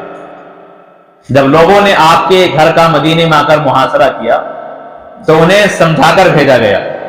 تو انہوں نے کہا کہ ٹھیک ہے، آپ مصر کے جو حاکم ہیں عبداللہ بن سعد بن ابی سرا، انہیں ہٹا کر محمد بن ابی بکر کو ہمارا امیر بنا دیجیے. چنانچہ حضرت عثمان نے ان کا مطالبہ پورا کیا، محمد بن ابی بکر کو ان کا امیر بنا کر بھیج دیا. اب یہ لوگ راستے میں پہنچے، اس میں بصرے کے، کوفے کے، مصر کے لوگ تھے تو حضرت عثمان پر بلوا کرنے والے ہیں. اب بصرے والے بصرہ کی طرف، کوفے والے کوفہ کی طرف، مصر والے مصر کی طرف. راستے میں سے یہ مصر والے واپس آئے، کوفے والے بھی اور بصرے والے بھی واپس آ گئے. پھر دوبارہ آ کر آپ کے گھر کا محاصرہ کر لیا گیا. اب کہا کہ تمہاری مرضی کے مطابق امیر بنا دیا گیا، اب ایسا کیوں؟ اب کیا وجہ ہے محاصرہ کرنے کی اور بلوا کرنے کی؟ تو ان لوگوں نے خط دکھایا کہ دیکھو ہمیں یہ خط ملا ہے راستے میں، یہ حضرت عثمان کا خط ہے جو انہوں نے مصر کے حاکم کے نام لکھا ہے. اس میں لکھا ہوا ہے کہ محمد بن ابی بکر کو امیر بنا کر میں یہاں مصر میں بھیج رہا ہوں، جب یہ تمہارے پاس پہنچے تو انہیں قتل کر دو. دیکھو یہ خط ہے، حضرت عثمان کا یہ خط ہے، مہر لگی ہوئی ہے، اور حضرت عثمان نے ہمارے ساتھ دھوکہ کیا ہے. آج تک یہ اعتراض کیا جاتا ہے، جبکہ اس اعتراض کی حقیقت کیا ہے؟ عبداللہ ابن سبا یہودی نے مختلف خطوط لکھے ہیں عمال اور حاکموں کو اور خلیفہ مسلمین کو بدنام کرنے کے لیے. اس میں جھوٹے خط لکھے گئے حضرت علی کے نام سے بھی، حضرت طلحہ کے نام سے، حضرت زبیر کے نام سے، حضرت عائشہ کے نام سے اور حضرت عثمان کے نام سے. اب ان تمام اکابر نے انکار کیا ہے. جب کوئی خط ملتا کہ حضرت علی کے نام سے ماخذ پہنچ گیا، اس میں لکھا ہوا ہے، حضرت علی نے اس کا انکار کیا. حضرت طلحہ زبیر کے نام سے جو خطوط لکھے گئے انہوں نے انکار کیا کہ ہمیں علم نہیں، ہم نے نہیں لکھے. حضرت عائشہ نے انکار کیا. اسی طرح یہ خط بھی مصنوعی خط تھا، حضرت عثمان کا لکھا ہوا نہیں تھا، بلکہ یہ شرعی لوگ اپنی طرف سے وہ خط دکھا کر حضرت عثمان پر بلوا کرنے چاہتے تھے اور اسی کے ضمن میں آپ کو شہید کیا گیا. عربی زبان بہت باریک زبان ہے. خط میں کیا تھا؟ جاء محمد بن ابی بکر، جاءکم محمد بن، تمہارے پاس محمد بن ابی بکر آئے، فقبلوہ، تم انہیں قبول کرو، تم انہیں قبول کرو. تو یہاں فقبلوہ، سب ٹھیک. اب یہاں ان مکاروں نے کام کیا کیا ہے؟ با کے نیچے سے نقطہ ہٹایا، اوپر دو نقطے لگا دیے. اب وہ کیا بن گیا؟ فقتلو. کیا بنا؟ فقتلو. کیونکہ زبر زیر نہیں ہوتے تھے وہاں، وہ قواعد کے اعتبار سے پڑھا جاتا ہے، اس طرح اردو پڑھی جاتی ہے بغیر زبر زیر کے. تو فقبلو، با کے نیچے سے نقطہ ہٹایا اور اوپر دو نقطے رکھ دیا. کیا بن گیا؟ فقتلو. پہلے مطلب کیا تھا کہ تمہارے پاس محمد بن ابی بکر آئے تو انہیں قبول کرو، وہ تمہارے امیر ہیں. اب کیا مطلب بن گیا؟ جب وہ تمہارے پاس آئے تو انہیں قتل کر دو. فقتلو. اب دیکھو مکاری کس طرح ہوتی ہے. تو حضرت عثمان نے لکھا نہیں، یہ مکاری خود وہ کرنے والے ہیں. اب اس کی دلیل کیا ہے؟ آپ دیکھیے، جب ان لوگوں کو واپس بھیجا گیا تو بصرے والے بصرہ، کوفہ والے کوفہ اور مصر والے مصر چلے گئے. یہ راستے میں مصر والوں کو خط ملا ہے، وہ خط لے کر واپس آئے ہیں. تو خالد مصر والے آنے چاہیے تھے، یہ بصرے اور کوفے والے واپس مدینے میں حضرت عثمان گھر کا محاصرہ کیوں کرتے ہیں؟ جبکہ دونوں کی سمتیں الگ الگ ہیں، ملک الگ الگ ہیں، راستے الگ الگ ہیں. معلوم یہ ہوا کہ پہلے ہی ان لوگوں کی سازش تھی، اسی سازش کے تحت یہ تمام کے تمام لوگ پھر مدینے میں آ کر جمع ہو گئے. ورنہ سوال کس کا بنتا تھا؟ صرف مصر والوں کا، بصرے اور کوفے والوں کا نہیں بنتا تھا. وہ واپس کیوں آئے ہیں؟ اس لیے کہ پہلے یہ سازش رچی جا چکی تھی. تو یہ مصنوعی خط تھا جس کا حضرت عثمان رضی اللہ تعالی عنہ نے قسم کھا کر انکار کیا کہ نہ میں نے ایسا لکھا، نہ میں نے لکھوایا اور نہ مجھے اس خط کا کوئی علم. جس طرح دیگر صحابہ نے اپنے ناموں کے خطوط کا انکار کیا، اسی طرح حضرت عثمان نے بھی کیا ہے. تو یہ الزام بھی الزام ہی رہ جاتا ہے، اس کی بھی کوئی حقیقت نہیں رہتی. یہی وجہ ہے کہ جب محمد بن ابی بکر واپس آئے اور حضرت عثمان کے گھر کے اندر داخل ہو گئے تو حضرت عثمان رضی اللہ تعالیٰ نے فرمایا کہ جب آپ نے آپ کی طرف ہاتھ بڑھایا کہ اگر تمہارے والد زندہ ہوتے تو میرا خیال اور احترام کرتے، اب محمد بن ابی بکر اپنے ہاتھ کو کھینچ کر اپنا چہرہ ڈھک کر گھر سے اور مکان سے باہر آ گئے، اور پھر آپ قتل میں شریک نہیں ہوئے۔ اب یہاں اگر حضرت عثمان کا یہ خط ہوتا تو حضرت محمد بن ابی بکر کیا کہتے کہ اگر میرے والد زندہ ہوتے تو تمہیں کہتے کہ تم نے میرے بیٹے کے قتل کا حکم دیا ہے۔ تو محمد بن ابی بکر نے اس طرح کا ایک بھی جملہ نہیں کہا، بلکہ حضرت عثمان کا احترام کرتے ہوئے باہر آ گئے، اس لیے کہ انہیں بھی یقین ہو گیا کہ یہ خط آپ کا لکھا ہوا نہیں ہے، یہ دھوکہ کیا گیا ہے۔ تو دھوکہ کرنے والے خود ہیں اور الزام دھوکے کا حضرت عثمان کے سر میں دیا گیا۔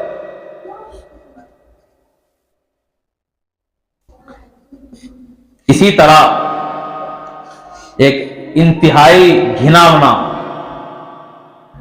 میں کئی دن سے سوچ رہا ہوں کہ اسے بیان کیسے کیا جائے گا، بالآخر اب سوشل میڈیا پہ جو اعتراض آ رہے ہیں تو میرے سامنے بھی آتے ہیں، اس لیے آپ بھی دل پہ پتھر نہیں پہاڑ رکھ کر سن لیجیے۔ ایک انتہائی غلیظ ترین الزام لگایا گیا کہ حضرت عثمان نے رسول اللہ کی بیٹی اپنی بیوی ام کلثوم سے وفات کے بعد ہم بستری کی، العیاذ باللہ۔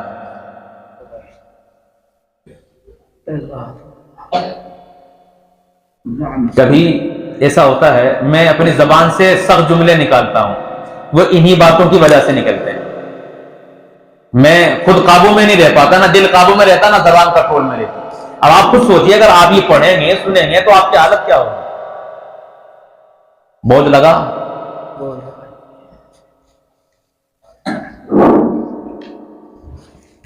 ایک روایت ہے جب حضرت ام کلثوم کا جنازہ قبرستان پہنچا تو اللہ کے رسول علیہ الصلوۃ والسلام نے اعلان کیا قبرستان جانے کے بعد کہ جس نے رات میں ہم بستری نہ کی ہو وہ قبر میں اتر جائے۔ اب حضرت ابو طلحہ نے کہا کہ یا رسول اللہ میں ہوں، آپ آئے اور حضرت ام کلثوم کو قبر کے اندر اتار دیا گیا۔ اب اس روایت سے وہ الزام عائد کرتے ہیں کہ دیکھو حضرت عثمان نے نہیں کہا کہ میں نے ہم بستری نہیں کی، انہیں اپنے آپ کو پیش کرنا چاہیے تھا، وہ خاموش رہے، معلوم یہ ہوا کہ انہوں نے کی ہے۔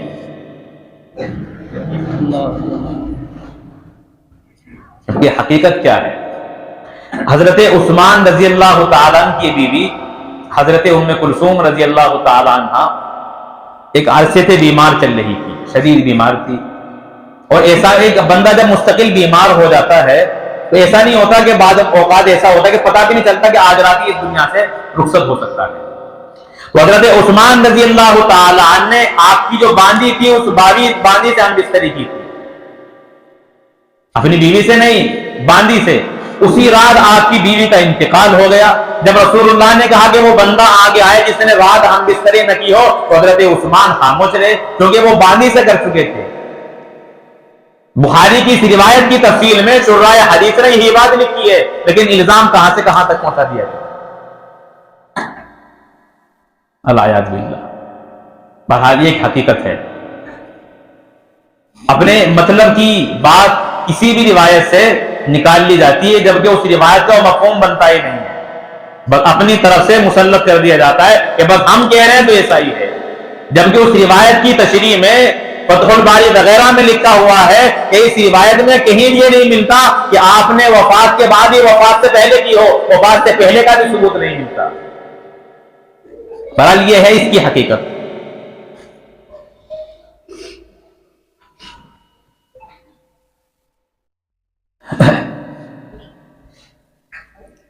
اللہ یاد باللہ، معاذ اللہ۔ استغفار پڑھنے کے بعد استغفر اللہ ربی من کل ذنب واتوب الیہ، استغفر اللہ ربی من کل ذنب واتوب الیہ، استغفر اللہ ربی من کل ذنب واتوب الیہ۔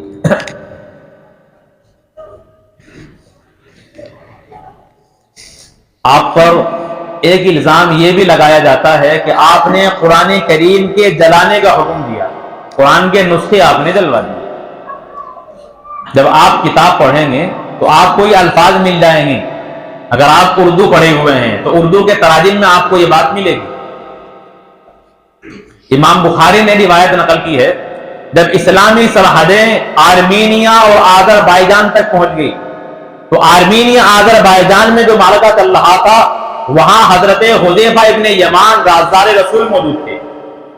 قرآن کریم کو اللہ تعالیٰ نے مختلف لغت میں پڑھنے کی اجازت دی تھی مختلف قبیلے والوں کو، 7 لغتیں تھی، تو مختلف قبیلے تھے عرب کے، وہ کیا اپنی لغت میں قرآن کریم کو پڑھ سکتے ہیں، لیکن جب عرب سے نکل کر عجم تک غیر عرب کا قرآن پہنچا تو اب اختلاف ہونے لگا، ایک دوسرے کی قرات کو ناجائز اور حرام قرار دیا جانے لگا۔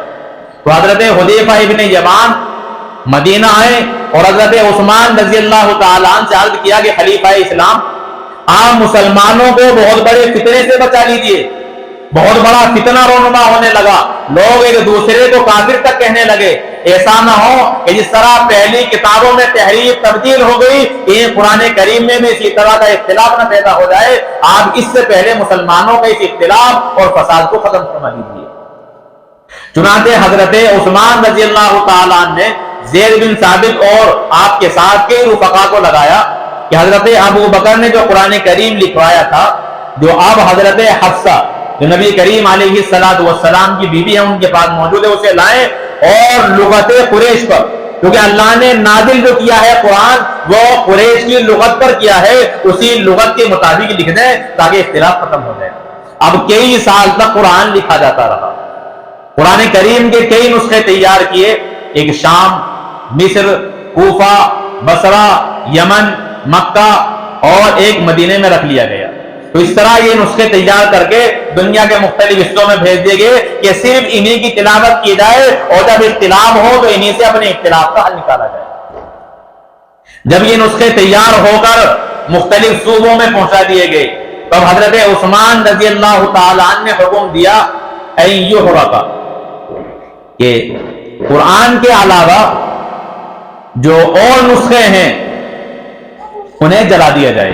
یہ ہے یحرقا کا لفظ، ترجمے بھی بہت سے حضرات یہ ترجمہ کر لیتے ہیں، اور یہی جملہ معترضین پیش کر کے آپ پر الزام عائد کرتے ہیں کہ جو ان نسخوں کے علاوہ پہلے لکھے ہوئے قرآن کریم کے نسخے تھے ان کو حضرت عثمان نے جلانے کا حکم دے دیا، حالانکہ یہ بات انتہائی غلط ہے۔ حرقا یحرق، اس کا معنی آتا ہے جلانا، اس کا ایک معنی آتا ہے چھیلنا، ایک معنی آتا ہے کھرچنا۔ تو یہاں مطلب یہ تھا کہ ان نسخوں کے علاوہ جو اور نسخے ہیں جو پتھر وغیرہ پر لکھے ہوئے ہیں انہیں کھرچ دیے جائیں، اور جو ٹہنی وغیرہ پر لکھے ہوئے ہیں انہیں چھیل دیا جائے۔ لیکن دشمن ترجمہ کیا کرتا ہے کہ حضرت عثمان نے جو حکم دیا کہ انہیں چھیل دیا جائے، جلا دیا جائے، ایسا نہیں ہے، بلکہ چھیلنے کا اور رگڑنے کا حکم دیا ہے، جلانے کا حکم نہیں دیا گیا۔ لیکن اپنی منشا کے مطابق یحرقا کا ترجمہ چھیلنا اور رگڑنا چھوڑ کر جلانا کیا جاتا ہے، اپنے دل کی خباثت نکالنے کے لیے۔ تو یہ ہوتی ہے دھوکہ، سازش، پروپیگنڈے، کہ ایک جملے کا مطلب غلط پیش کیا جاتا ہے جبکہ کہنے والا اور اسے نقل کرنے والا اپنے ذہن و دماغ میں اس جملے کا معنی مفہوم لاتا بھی نہیں ہے اور بندہ اس کا مطلب بگاڑ دیتا ہے۔ اور پھر یہی روایت میں یہ بات موجود ہے کہ قرآن کے علاوہ جو اور چیزیں ہیں انہیں جلا دیا جائے، یہ بھی حکم موجود ہے۔ اردو کی آپ کتابیں دیکھیں گے ان میں کہیں کہیں قرآنی آیات بھی لکھی ہوتی ہیں دلیل کے طور پر۔ اسی طرح صحابہ کے پاس جہاں قرآنی آیات لکھی ہوئی تھی ان آیات میں کہیں کہیں اپنی طرف سے جملے بھی لکھے ہوئے تھے جو جملے قرآن کے نہیں بلکہ تفسیر کے جملے تھے۔ قرآن کا مطلب کیا ہے، قرآن کی آیت کے ساتھ وہ مطلب بھی لکھ دیا گیا تھا۔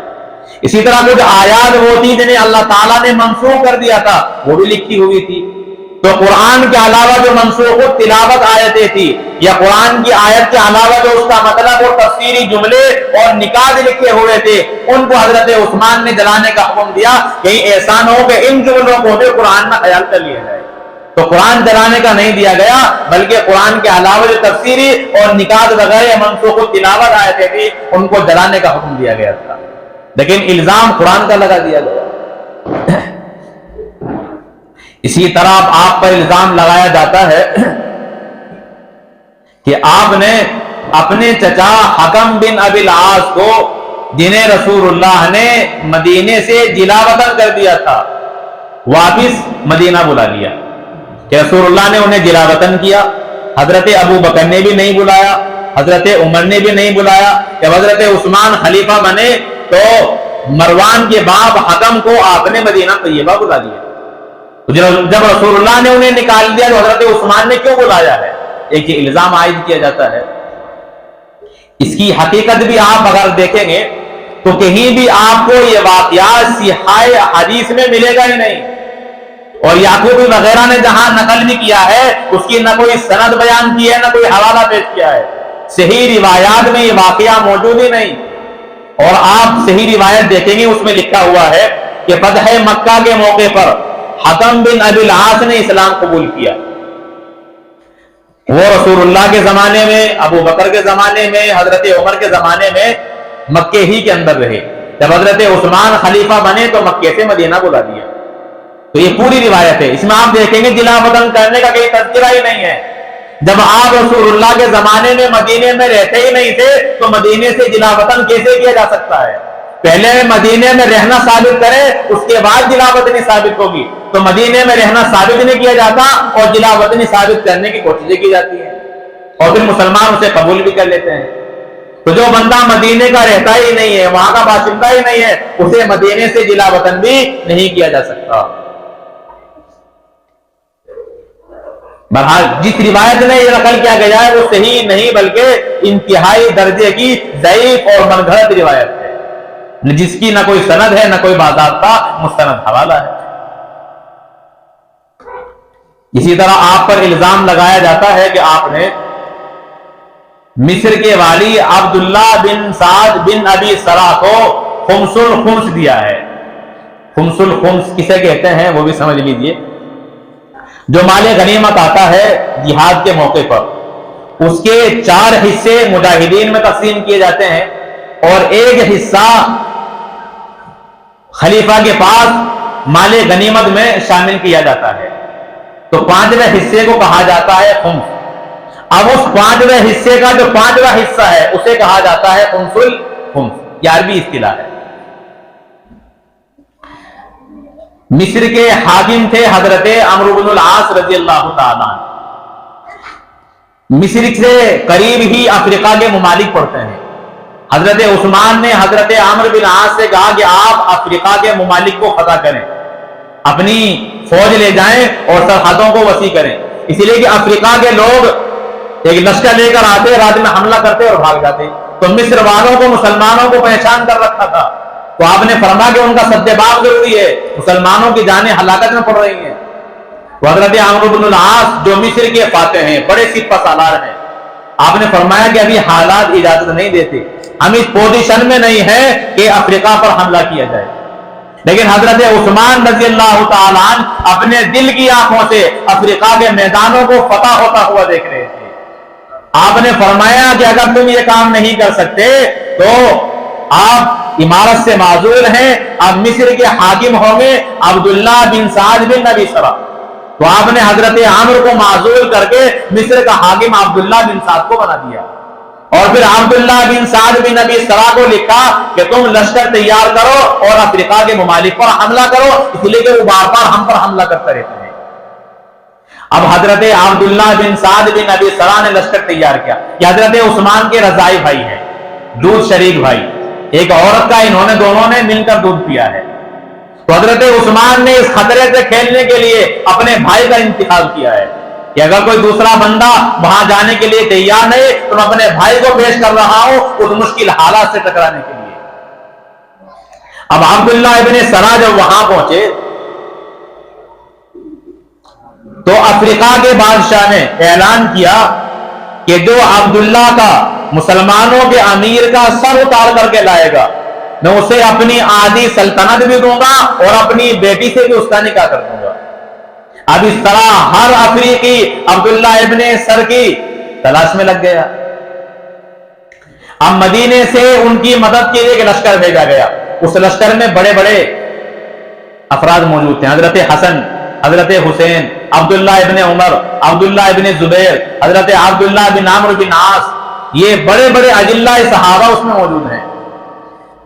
حضرت عبداللہ ابن سعد نے جب یہ اعلان سنا کہ سبھی میرے سر کی تلاش میں لگ گئے تو انہوں نے خیمہ بنا لیا اور اس خیمے کے چاروں طرف پہرا لگا دیا گیا. وہیں سے آپ پیغام لکھتے رہے لشکریوں کے نام کہ اب یہاں سے حملہ کرنا ہے یا پیچھے ہٹنا ہے, یہاں سے آگے بڑھنا ہے. تو خیمے میں رہ کر آپ جنگ لڑنے لگے. جب مدینے سے ان کی مدد کے لیے لشکر پہنچا تو حضرت عبداللہ ابن زبیر رضی اللہ تعالیٰ عنہ نے امیر لشکر حضرت عبداللہ سے کہا کہ آپ یہاں خیمے میں کیوں بیٹھے ہیں؟ تو اب آپ نے واقعہ بیان کیا کہ میرے سر کی قیمت لگا دی گئی ہے اور قیمت بہت بڑی لگائی گئی. بادشاہ اپنا داماد بنائے گا اور آدھا ملک بھی اسے دے گا جو میرا سر اتار کر اس کے پاس لے جائے گا. اب ہر بندہ میرا سر اتارنا چاہتا ہے, اس لیے میں یہاں خیمے کے اندر بیٹھ گیا ہوں. اب عبداللہ ابن زبیر وہ مشورہ دیتے ہیں کہ یہاں خیمے میں بیٹھنے کی ضرورت نہیں ہے. اس طرح انہوں نے اعلان کیا ہے, آپ بھی اعلان کر دیں کہ جو افریقہ کے بادشاہ کا سر لائے گا آپ اسے مسلمانوں کا جو مال غنیمت خمس 5واں حصہ ہوگا اس 5واں حصے کا مالک اور اسے بطور انعام کے عطا کر دیا جائے گا. چنانچہ اس مشورے کو قبول کیا. عبداللہ بن سعد بن ابی سرح نے یہی اعلان کر دیا اپنے لشکر میں کہ جو اس بادشاہ کا سر لائے گا اسے مال غنیمت کا 5واں حصہ دے دیا جائے گا. اب حضرت عبداللہ خیمے سے نکل کر میدان میں آ گئے اور افریقہ کا بادشاہ میدان سے نکل کر خیمے میں چلا گیا. چال الٹی پڑ گئی. جو معاملہ یہاں تھا وہ معاملہ وہاں ہو گیا. اب عبداللہ بن سرح جب میدان کے اندر آئے اور شدت سے مقابلہ ہوا تو آپ نے ایک دستہ لیا, ایک چھوٹی سی جماعت تیار کی اور خود اس کی کمان کرتے ہوئے دشمن کے لشکر کو چیرتے ہوئے اس خیمہ تک پہنچ گئے جہاں وہ افریقی بادشاہ موجود تھا, اور اس کے خیمے میں خود اندر گھس کر اپنی تلوار سے اسے قتل کر کے اور اس کا سر نیزے پہ اٹھا لیا. جو امیر لشکر ہیں وہ یہ قربانی دے رہے ہیں, اپنی جان کی بازی لگا کر اسے قتل کر رہے ہیں کہ اس کا نیزہ اوپر اٹھا رہے ہیں. جب ان لوگوں نے دیکھا کہ ہمارا بادشاہ مارا گیا اب وہ لوگ میدان چھوڑ کر بھاگ گئے. اب جو آپ نے اعلان کیا تھا کہ جو اس بادشاہ کا سر لائے گا اسے مال غنیمت کا 5واں حصہ دیا جائے گا, تو تمام لشکریوں کی رضامندی سے وہ 5واں حصہ عبداللہ ابن سرح کو دے دیا گیا کیونکہ وہ کام آپ ہی نے کیا تھا. باقی 4 حصے وہ مسلمان مجاہدین کے درمیان تقسیم کر دیے گئے. اب کچھ لوگ مصر میں جو مخالف تھے عبداللہ ابن سرح کے وہ شکایت لے کر پہنچے دربار خلافت میں. حضرت عثمان رضی اللہ تعالیٰ نے شکایت کی کہ یہ تو مال غنیمت یہاں آنا چاہیے تھا, انہوں نے خود رکھ لیا. تو حضرت عثمان نے فرمایا اگر تم اس بات پر راضی نہیں ہو تو وہ میں واپس کرا دیتا ہوں. چنانچہ آپ نے حضرت عبداللہ کو خط لکھا کہ وہ 5واں اور خمس مال غنیمت کے اندر مدینے میں پہنچا دیا جائے. تو حضرت عبداللہ ابن سعد ابن سرح نے وہ 5واں حصہ واپس کر دیا اور مدینے پہنچا دیا گیا. اور پھر ان کا جو انعام بنتا تھا حضرت عثمان نے اپنے مال سے وہ تمام انعام انہیں عطا فرما دیا. اب آپ یہاں دیکھیں حضرت عثمان پر کوئی الزام رہتا ہے, حالانکہ اعلان کے مطابق امیر کو اتنا اختیار ہوتا ہے کہ وہ کسی عظیم کام پر انعام رکھے, خوشخبری دینے والوں کو, کسی بڑی مہم جو سر کرنے والا بندہ ہو اس بندے کے لیے انعام کا اعلان ہر جگہ کیا جاتا ہے. تو شریعت اس کی اجازت دیتی ہے, تو شریعت کے مطابق وہ ان کا حق بنتا تھا, لیکن اعتراض کرنے والوں کی وجہ سے حضرت عثمان نے واپس کرا دیا. اب کوئی الزام رہتا نہیں, اور پھر اپنے مال سے ان کو انعام بھی دیا. اور یہاں جو کہا جاتا ہے کہ آپ نے مروان کو وہ خمس الخمس عطا کر دیا, یہ بالکل جھوٹ ہے, اس کی کوئی صحیح سند موجود نہیں. تو یہ ہے مال خمس کے سلسلے میں. اسی طرح آخری بات جو سب سے زیادہ اٹھائی جاتی ہے, مودودی صاحب نے اور دیگر لوگوں نے, اخوان المسلمین کے ایک صدر ہیں, انہوں نے اپنی کتاب میں لکھا ہے کہ حضرت عثمان رضی اللہ تعالیٰ عنہ نے عہدے جو دیے ہیں حکومت کے اپنے گھر والوں کو دیے ہیں. اب ان لوگوں کے عہدے ملنے کی وجہ سے ملک میں بغاوت پیدا ہوئی اور حضرت عثمان کو شہید کر دیا گیا. اب اس حقیقت کو بھی آپ دیکھ لیجئے, آپ کے گھر والے جنہیں عہدے دیے گئے ہیں یہ اسلام میں ممنوع نہیں ہے. اللہ کے رسول علیہ الصلوۃ والسلام نے بھی گھر والوں کو دیے ہیں. بندے کے اندر قابلیت ہونی چاہیے, یہ نہیں دیکھا جاتا ہے کس کے گھر کا ہے, امیر کے گھر کا ہے یا دوسرے خاندان کا ہے, بندے میں قابلیت ہو, صلاحیت ہو. اللہ کے رسول علیہ الصلوۃ والسلام نے حضرت علی کو بھی امارت دی ہے, خیبر کے موقع پر انہیں امیر بنایا ہے، ان کے بھائی حضرت جعفر کو غزوہ موتا کے موقع پر امیر بنایا ہے، اور اپنے بعد تبوک کے موقع پر حضرت علی کو مدینے کے اندر اپنے بعد چھوڑا ہے۔ اسی طرح اپنے داماد حضرت عثمان کو آپ نے امارت دی ہے، اپنے سسر حضرت ابو سفیان کو آپ نے نجران کا حاکم بنایا ہے، وہاں کا عامل مقرر کیا ہے۔ تو یہ عہدے اللہ کے رسول علیہ السلام نے اپنے رشتہ داروں کو بھی دیے ہیں، جبکہ ان کے اندر قابلیت اور صلاحیت موجود تھی، لیکن الزام حضرت عثمان پر لگایا جاتا ہے۔ 44 لاکھ مربع میل پر آپ کی حکومت ہے، اور اس حکومت میں جو آپ کے گورنر ہے، میں نے ان کی فہرست بھی تیار کی تھی، اگر آپ وہ فہرست دیکھنا چاہیں تو اس میں 41 بندے بنتے ہیں، 41۔ ان 41 میں 6 آدمی ایسے ہیں جو آپ کے رشتہ دار ہیں، 41 میں کل 6 آدمی۔ اب ان 6 آدمیوں کی وجہ سے الزام لگا دے گھر والوں کو عہدے دیے ہیں، رشتہ داروں کو عہدے اور منصب سے نواز دیا ہے۔ آپ پوری فہرست دیکھیں، خالد بن العاص، عبداللہ بن عمر حضرمی، علی بن ربیعہ، عمرو بن عاص، یہ پوری تفصیل اگر کوئی لینا چاہے تو پورا میں نے 41 آدمیوں کا ایک ترتیب مرتب کی ہے، نقشہ نکالا ہے، تو اس میں سے 6 آدمی مجھے ملے ہیں جو آپ کے رشتہ دار ہیں۔ اب ان میں کون ہے؟ ولید بن عقبہ، سعید بن العاص، حضرت معاویہ، عبداللہ بن عامر، عبداللہ بن سعد بن ابی سرا اور مروان۔ ان میں سے 4 آپ کے خاندان کے ہیں اور 2 آپ کے خاندان کے بھی نہیں ہیں۔ اب ان 6 کی وجہ سے الزام لگا دیا گیا، حالانکہ اگر آپ دیکھیں گے تواریخ اٹھا کر تو آپ کو اندازہ ہوگا ولید بن عقبہ جس کو حضرت عثمان رضی اللہ تعالی عنہ نے کوفے کا امیر بنایا ہے، یہ کہ ایسے انسان ہیں جنہیں اللہ کے رسول نے بھی امارت عطا کی تھی۔ اللہ کے رسول علیہ السلام نے بنی مستلق سے خراج لینے کے لیے جس کو امیر بنایا ہے وہ حضرت ولید بن عقبہ رضی اللہ تعالیٰ عنہ۔ اب جن کو رسول نے امیر بنایا ہو، حضرت عثمان اگر بنا دے تو کوئی الزام بنتا ہے؟ پھر حضرت ابو بکر نے ولید بن عقبہ، عامر بن عاص دونوں کو عامل مقرر کیا ہے۔ پھر حضرت عمر خلیفہ بنے، آپ نے بھی ولید بن عقبہ کو والی اور امیر بنایا ہے۔ تو اللہ کے رسول حضرت ابو بکر و عمر جنہیں امیر بناتے، اگر حضرت عثمان انہیں بنائے تو آپ پر الزام نہیں رہتا۔ اور پھر یہ ولید بن عقبہ کون ہے؟ یہ حضرت عثمان رضی اللہ تعالیٰ عنہ کے ماں شریک بھائی ہیں، دونوں کی ماں ایک ہے۔ اور یہ ماں کون ہے؟ حضرت عثمان کی اور حضرت ولید بن عقبہ کی ماں کا نام ہے عروہ بنت قریظ۔ یہ عروہ کون ہے؟ یہ عروہ ہے ام حکیم البیضہ کی بیٹی۔ اب یہ ام حکیم البیضہ کون ہے؟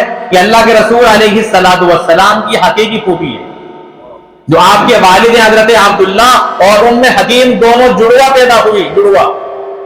تو کتنا گہرا تعلق ہے۔ تو حضرت نبی کریم علیہ السلام اور حضرت علی کی پھوپھی ہے ام حکیم، ان کی بیٹی ہے عروہ۔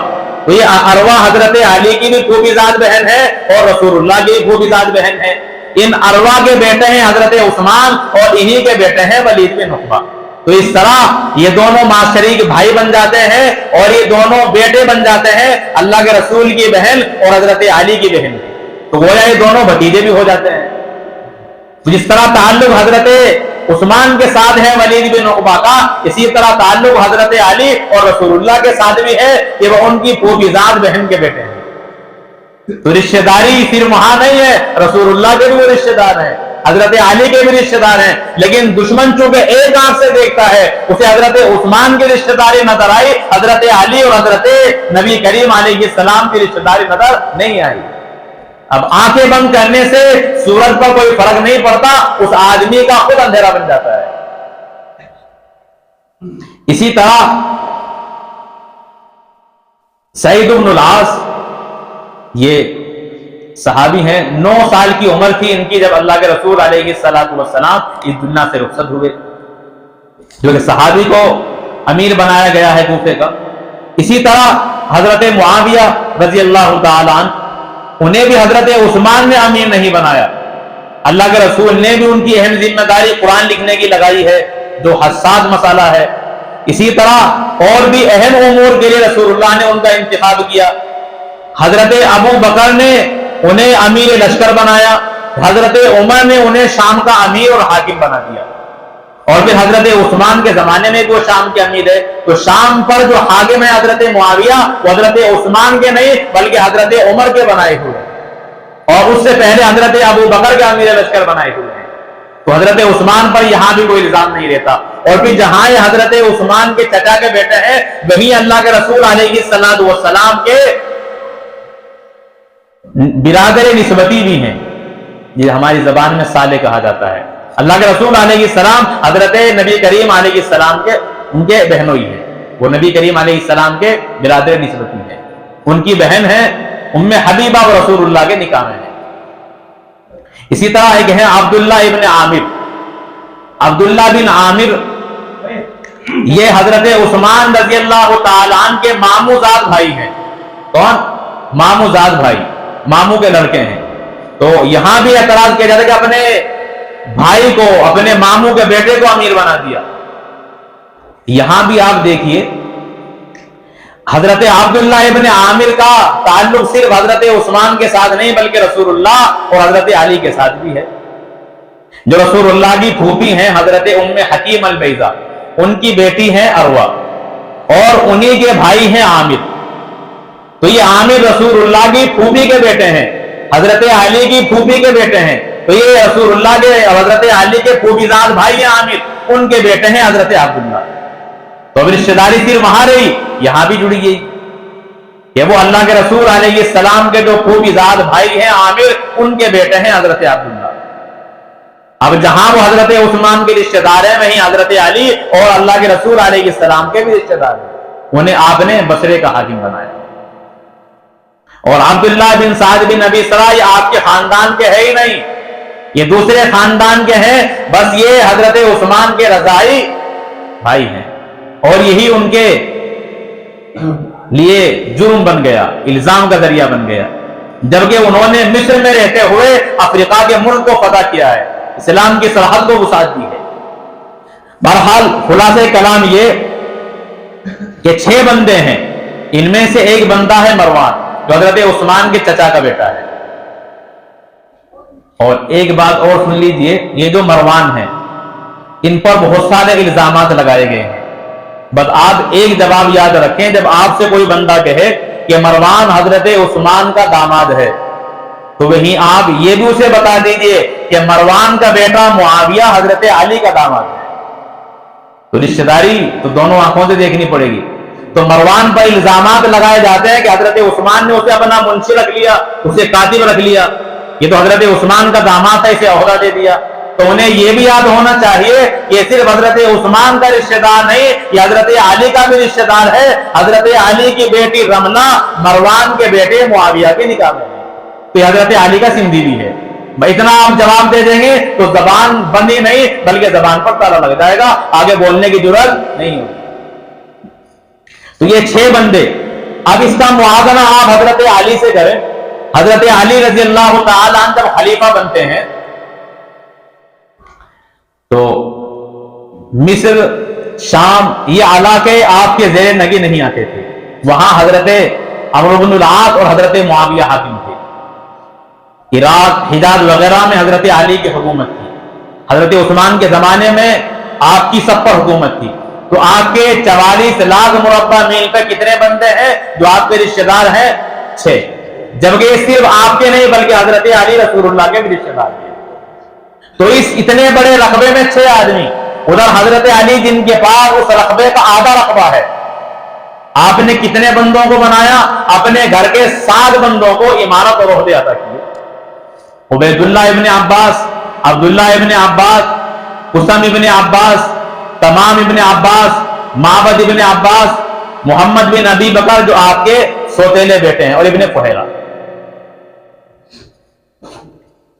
تو حضرت عباس کے 5 بیٹے اور ایک اپنا سوتیلا بیٹا اور ایک اور اپنا رشتہ دار ابن فہیرہ، ان 7 بندوں کو حضرت علی رضی اللہ تعالی عنہ نے عہدے دیے ہیں.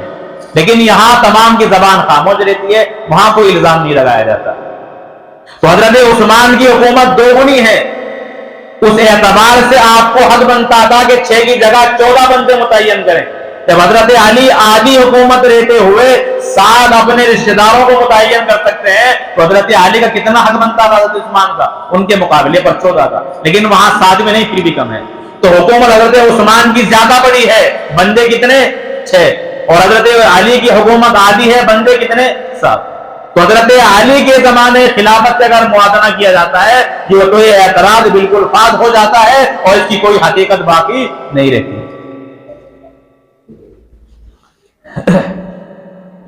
بہرحال تو حضرت عثمان ابن عفان رضی اللہ تعالی عنہ نے جن لوگوں کو والی اور امیر بنایا ہے وہ ان کی قابلیت کی وجہ سے بنایا ہے. جب عبداللہ ابن عامر کو آپ نے بصرے پہنچا تو وہاں امیر تھے حضرت ابو موسیٰ اشعری. جب وہ امیر بن کر پہنچے انہیں معزول کر دیا گیا تو حضرت ابو موسیٰ اشعری رضی اللہ تعالیٰ نے فرمایا خطبہ دیتے ہوئے کہ تمہارے پاس ایسا نوجوان پہنچا ہے جس کی مائیں، خالائیں، پھوپھیاں تمام کے تمام شریف ہیں اور جو تمہارے ساتھ سخاوت کا معاملہ کرے گا. تو جس بندے کو عمارت سے، حکومت سے ہٹایا جا رہا ہے وہ ہٹنے والا بندہ عبداللہ ابن عامر کی تعریف کر رہا ہے تو آپ سمجھ لیجئے وہ کتنے شاندار بندے ہوں گے. جب ان کی ولادت ہوئی رسول اللہ کے سامنے انہیں پیش کیا گیا تو آپ نے اپنا لعاب نکالا، عبداللہ ابن عامر کے منہ کے اندر ڈال دیا اور آپ گپ کر کے اسے پی گئے. اب اللہ کے رسول خوش ہوئے اور فرمایا کہ یہ تمہارے ساتھ نہیں بلکہ ہم سے مشابہت رکھتا ہے، اور فرمایا کہ عبداللہ ابن عامر یہ مسقہ ہے، یعنی سیراب کرنے والا، پانی دینے والا. چنانچہ آپ جہاں سے بھی کھودتے تھے پانی نکل جاتا تھا. یہ پیشین گوئی تھی رسول اللہ کی. اب ایسا بندہ جسے اللہ کے رسول نے خود گھٹی دی ہو، مسقہ کہا ہو، اپنے مشابہ قرار دیا ہو، اس بندے کی تعریف حضرت ابو موسیٰ اشعری نے کی ہو، اب اس بندے کے سلسلے میں حضرت عثمان پر الزام کرنا یہ صرف الزام ہی رہ سکتا ہے، یہ حقیقت نہیں بن سکتا. اور بھی حضرت ابو موسیٰ اشعری جنہیں بصرے سے ہٹایا گیا تھا، معزول کیا گیا تھا، ان کو عبداللہ ابن عامر نے فرمایا کہ اگر آپ شہر میں رہنا چاہیں تو آپ شہر میں رہیں، اگر آپ اس شہر میں رہیں گے تو امیر شہر آپ بھی ہوں گے. مجھے حاکم بنا دیا گیا لیکن آپ بڑے ہیں تو امیر اور یہاں کے حاکم وہ آپ بھی رہیں گے، امیر شہر. اور اگر آپ شہر سے کہیں اور جائیں گے میرا رابطہ اور تعلقات آپ سے پھر بھی وابستہ رہیں گے.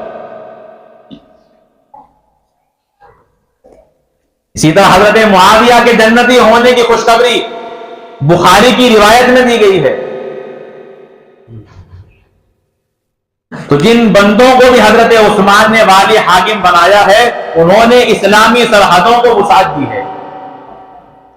عبداللہ ابن عامر نے فارس کے جو باقی علاقے ان تمام کو فتح کیا اور خراسان تک فتح کیا، حتیٰ کہ کابل تک اسلام کو پہنچا دیا ہے، افغانستان تک. یہ بندہ کتنا باکمال انسان ہے. عبداللہ ابن سرا جنہوں نے افریقہ اور دیگر ممالک کو فتح کر ڈالا. بہرحال تو یہ مختصر سی فہرست ہے ان الزامات کی جو داماد پیغمبر حضرت عثمان ابن عفان رضی اللہ تعالیٰ عنہ پر لگائے جاتے ہیں. آج امید ہے کہ انشاءاللہ ان تمام کا دفیہ ہو چکا ہوگا، اور اگر آپ کے سامنے انشاءاللہ کوئی بات آئے گی تو دل میں شک اور شبہات پیدا نہیں ہوں گے. ہمارا دل حضرت عثمان کے تعلق سے انشاءاللہ بالکل صاف شفاف رہے گا. اس لیے کسی بھی صحابی کی طرف سے دل کا میلا ہو جانا وہ انسان کے ایمان کی بربادی کی علامت ہے. اس کے علاوہ جو اور بھی کسی کے سامنے کوئی بات آئے تو آپ حضرات معلوم کریں، انشاءاللہ اس کی حقیقت واضح کی جائے گی.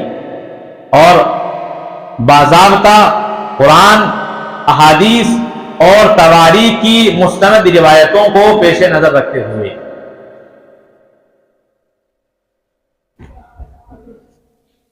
تب تو کوئی شبہات نہیں رہے. تب دعا ہوگی.